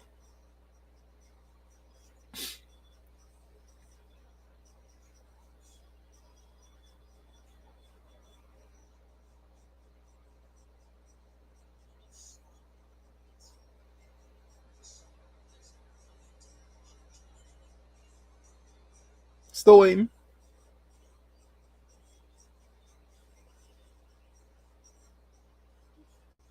Yeah, his heels are out. When I first saw it, that was my first question. Where is he actually outside the restricted area? They're still looking at it. Way to kill the momentum, refs. Let's hurry it up. Okay, so the Sixers are challenging, so they did call a charge. Okay. I could have sworn when they went to the break, it was showing Philly up one, so I thought they called the and one of the Celtics are challenged it. But the ref who did call charge right away, I guess they went with that call. So Doc had to challenge it, which I mean, you have to challenge this call. He's going back to the monitor. So if you call charge and it's taking you this long to see it, then stick with the charge call.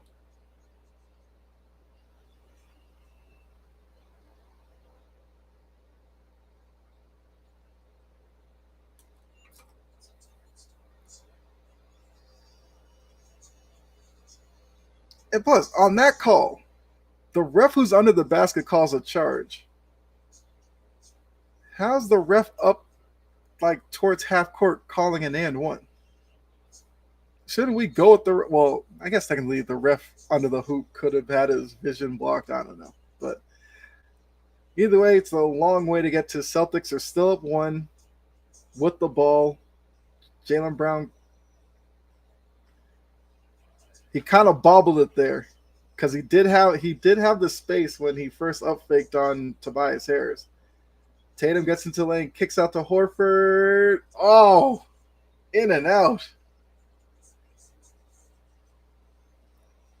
So Maxi comes. Look, Maxi's got energy for days, man. That's why I think he's going to be a really good player. Maybe if they had a coach who maybe, I don't know, trusted him.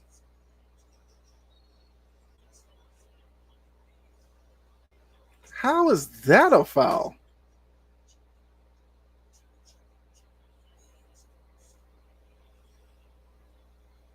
What?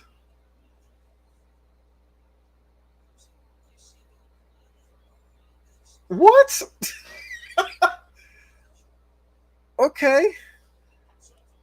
And Embiid stole a foul call there. That's not a foul. So pick and roll, get it to Embiid. Oh my God, we're doing this now. This is what we're doing.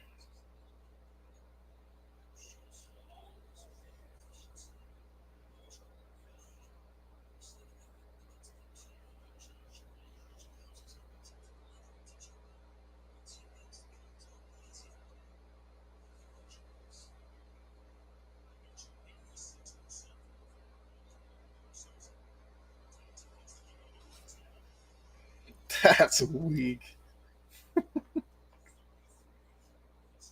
Oh man, was that Wanda Sykes?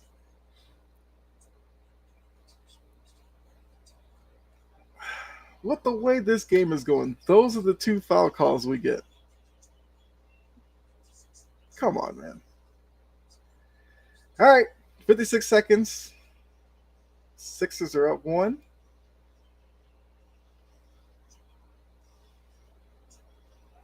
Brown gives it to Tatum.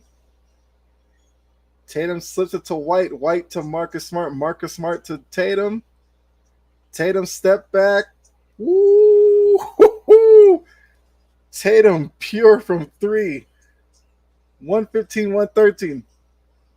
Look, both of these teams are putting it all out there. Harden. Oh, man.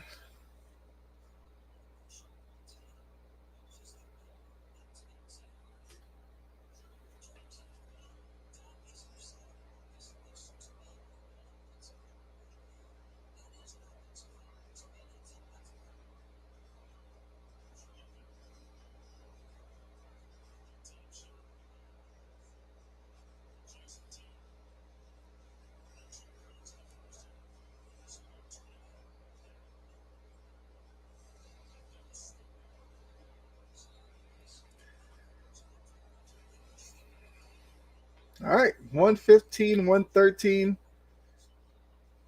Got 26 seconds. We got Sixers fans yelling at the Jumbotron.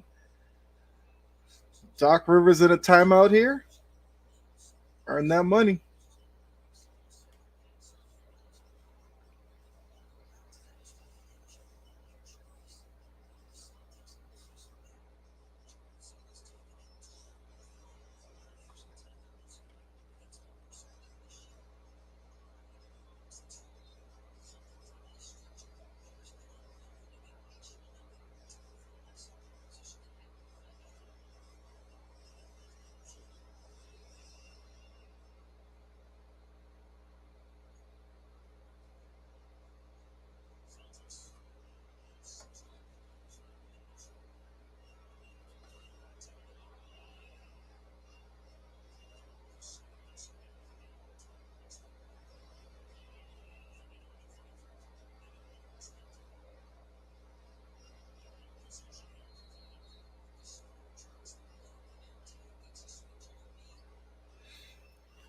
Embiid has Tatum on him. He goes up. He kicks out to Harden. Harden for three. Knocked it in. That's a big shot. So it's 116, 115. Got 18 seconds to go. Smarts come up the floor. Let's see what they do. Put the ball in Tatum's hand.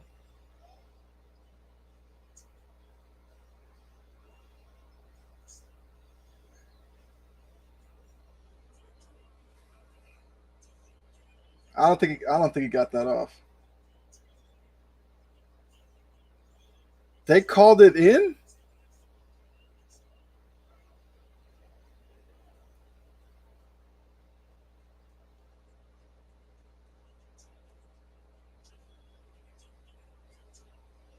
Okay. Okay, so they said no. They said no shot. Yeah, I didn't think he got it off.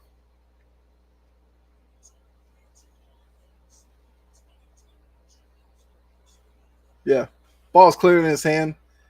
So the Sixers, they escape Game 4 with the win. Like I said, great game. I mean, it came down to a last second.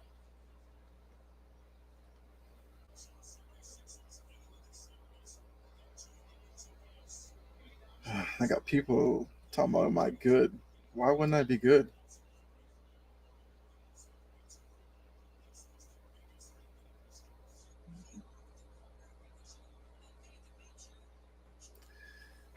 Lakers fans, I'm sure you all know about that.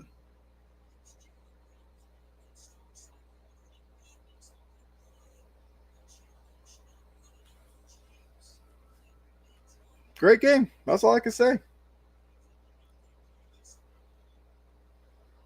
Jaylen Brown was there. He closed it out.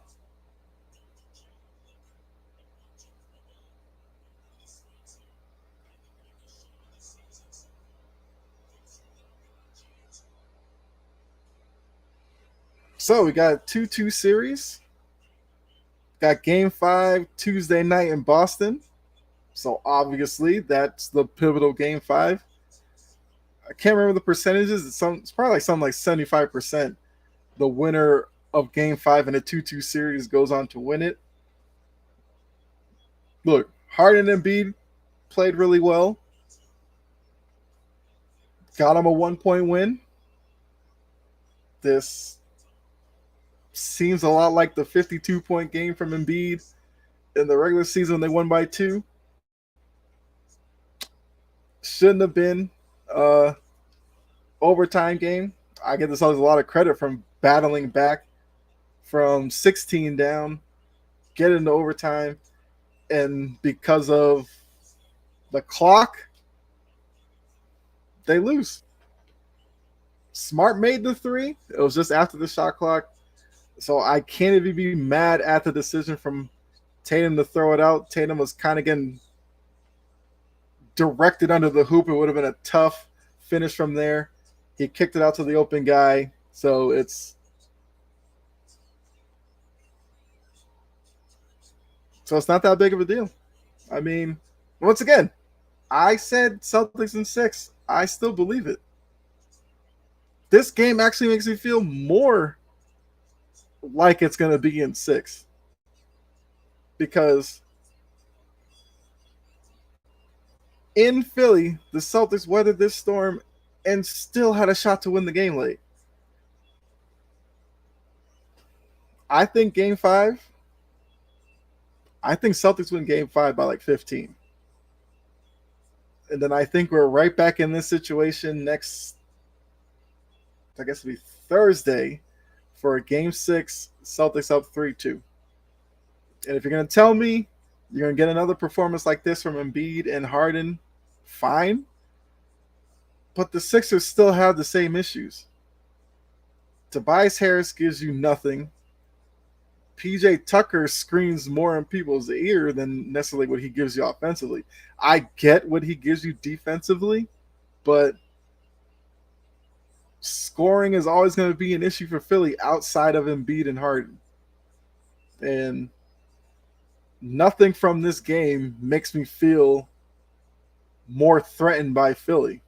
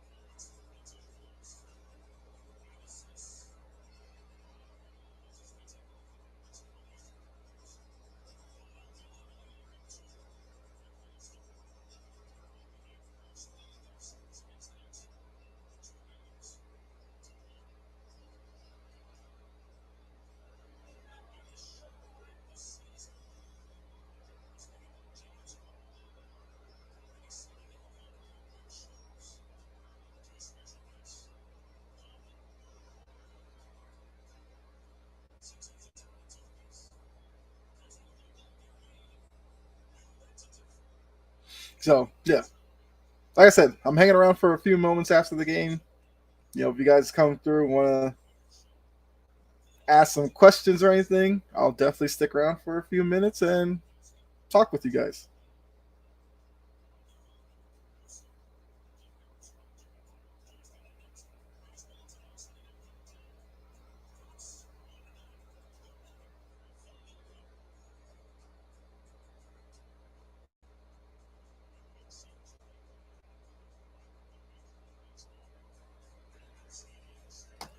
All right, so let's see here.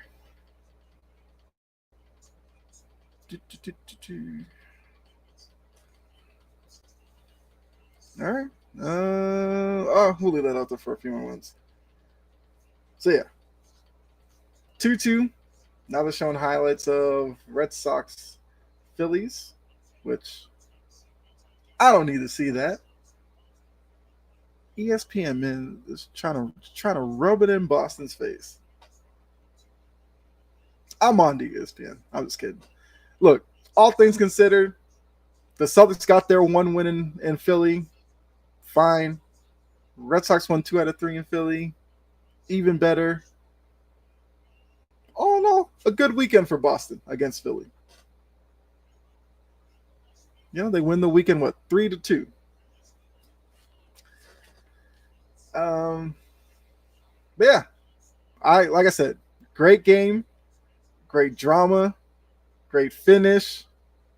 Came out to a point, 2-3 seconds on the clock. If we had a little bit more time, the game ends on a Marcus Smart 3 at the buzzer.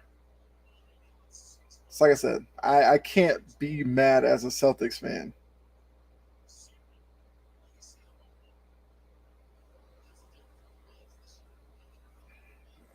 Um,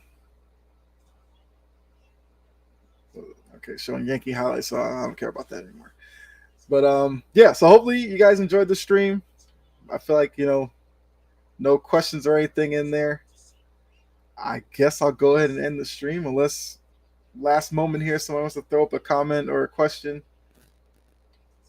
Hold on. I got some people in group chat talking to me here.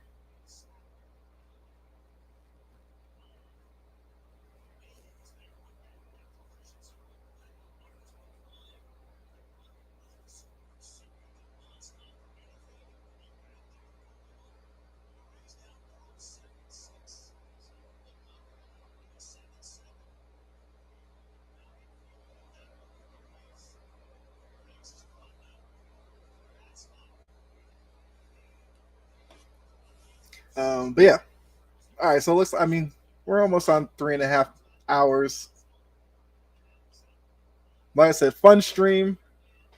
Only because I'm gonna be doing the Big Three podcast over on Sports Empire Network during Game 5. I will have Game 5 up on my iPad. You better believe that while I'm on stream.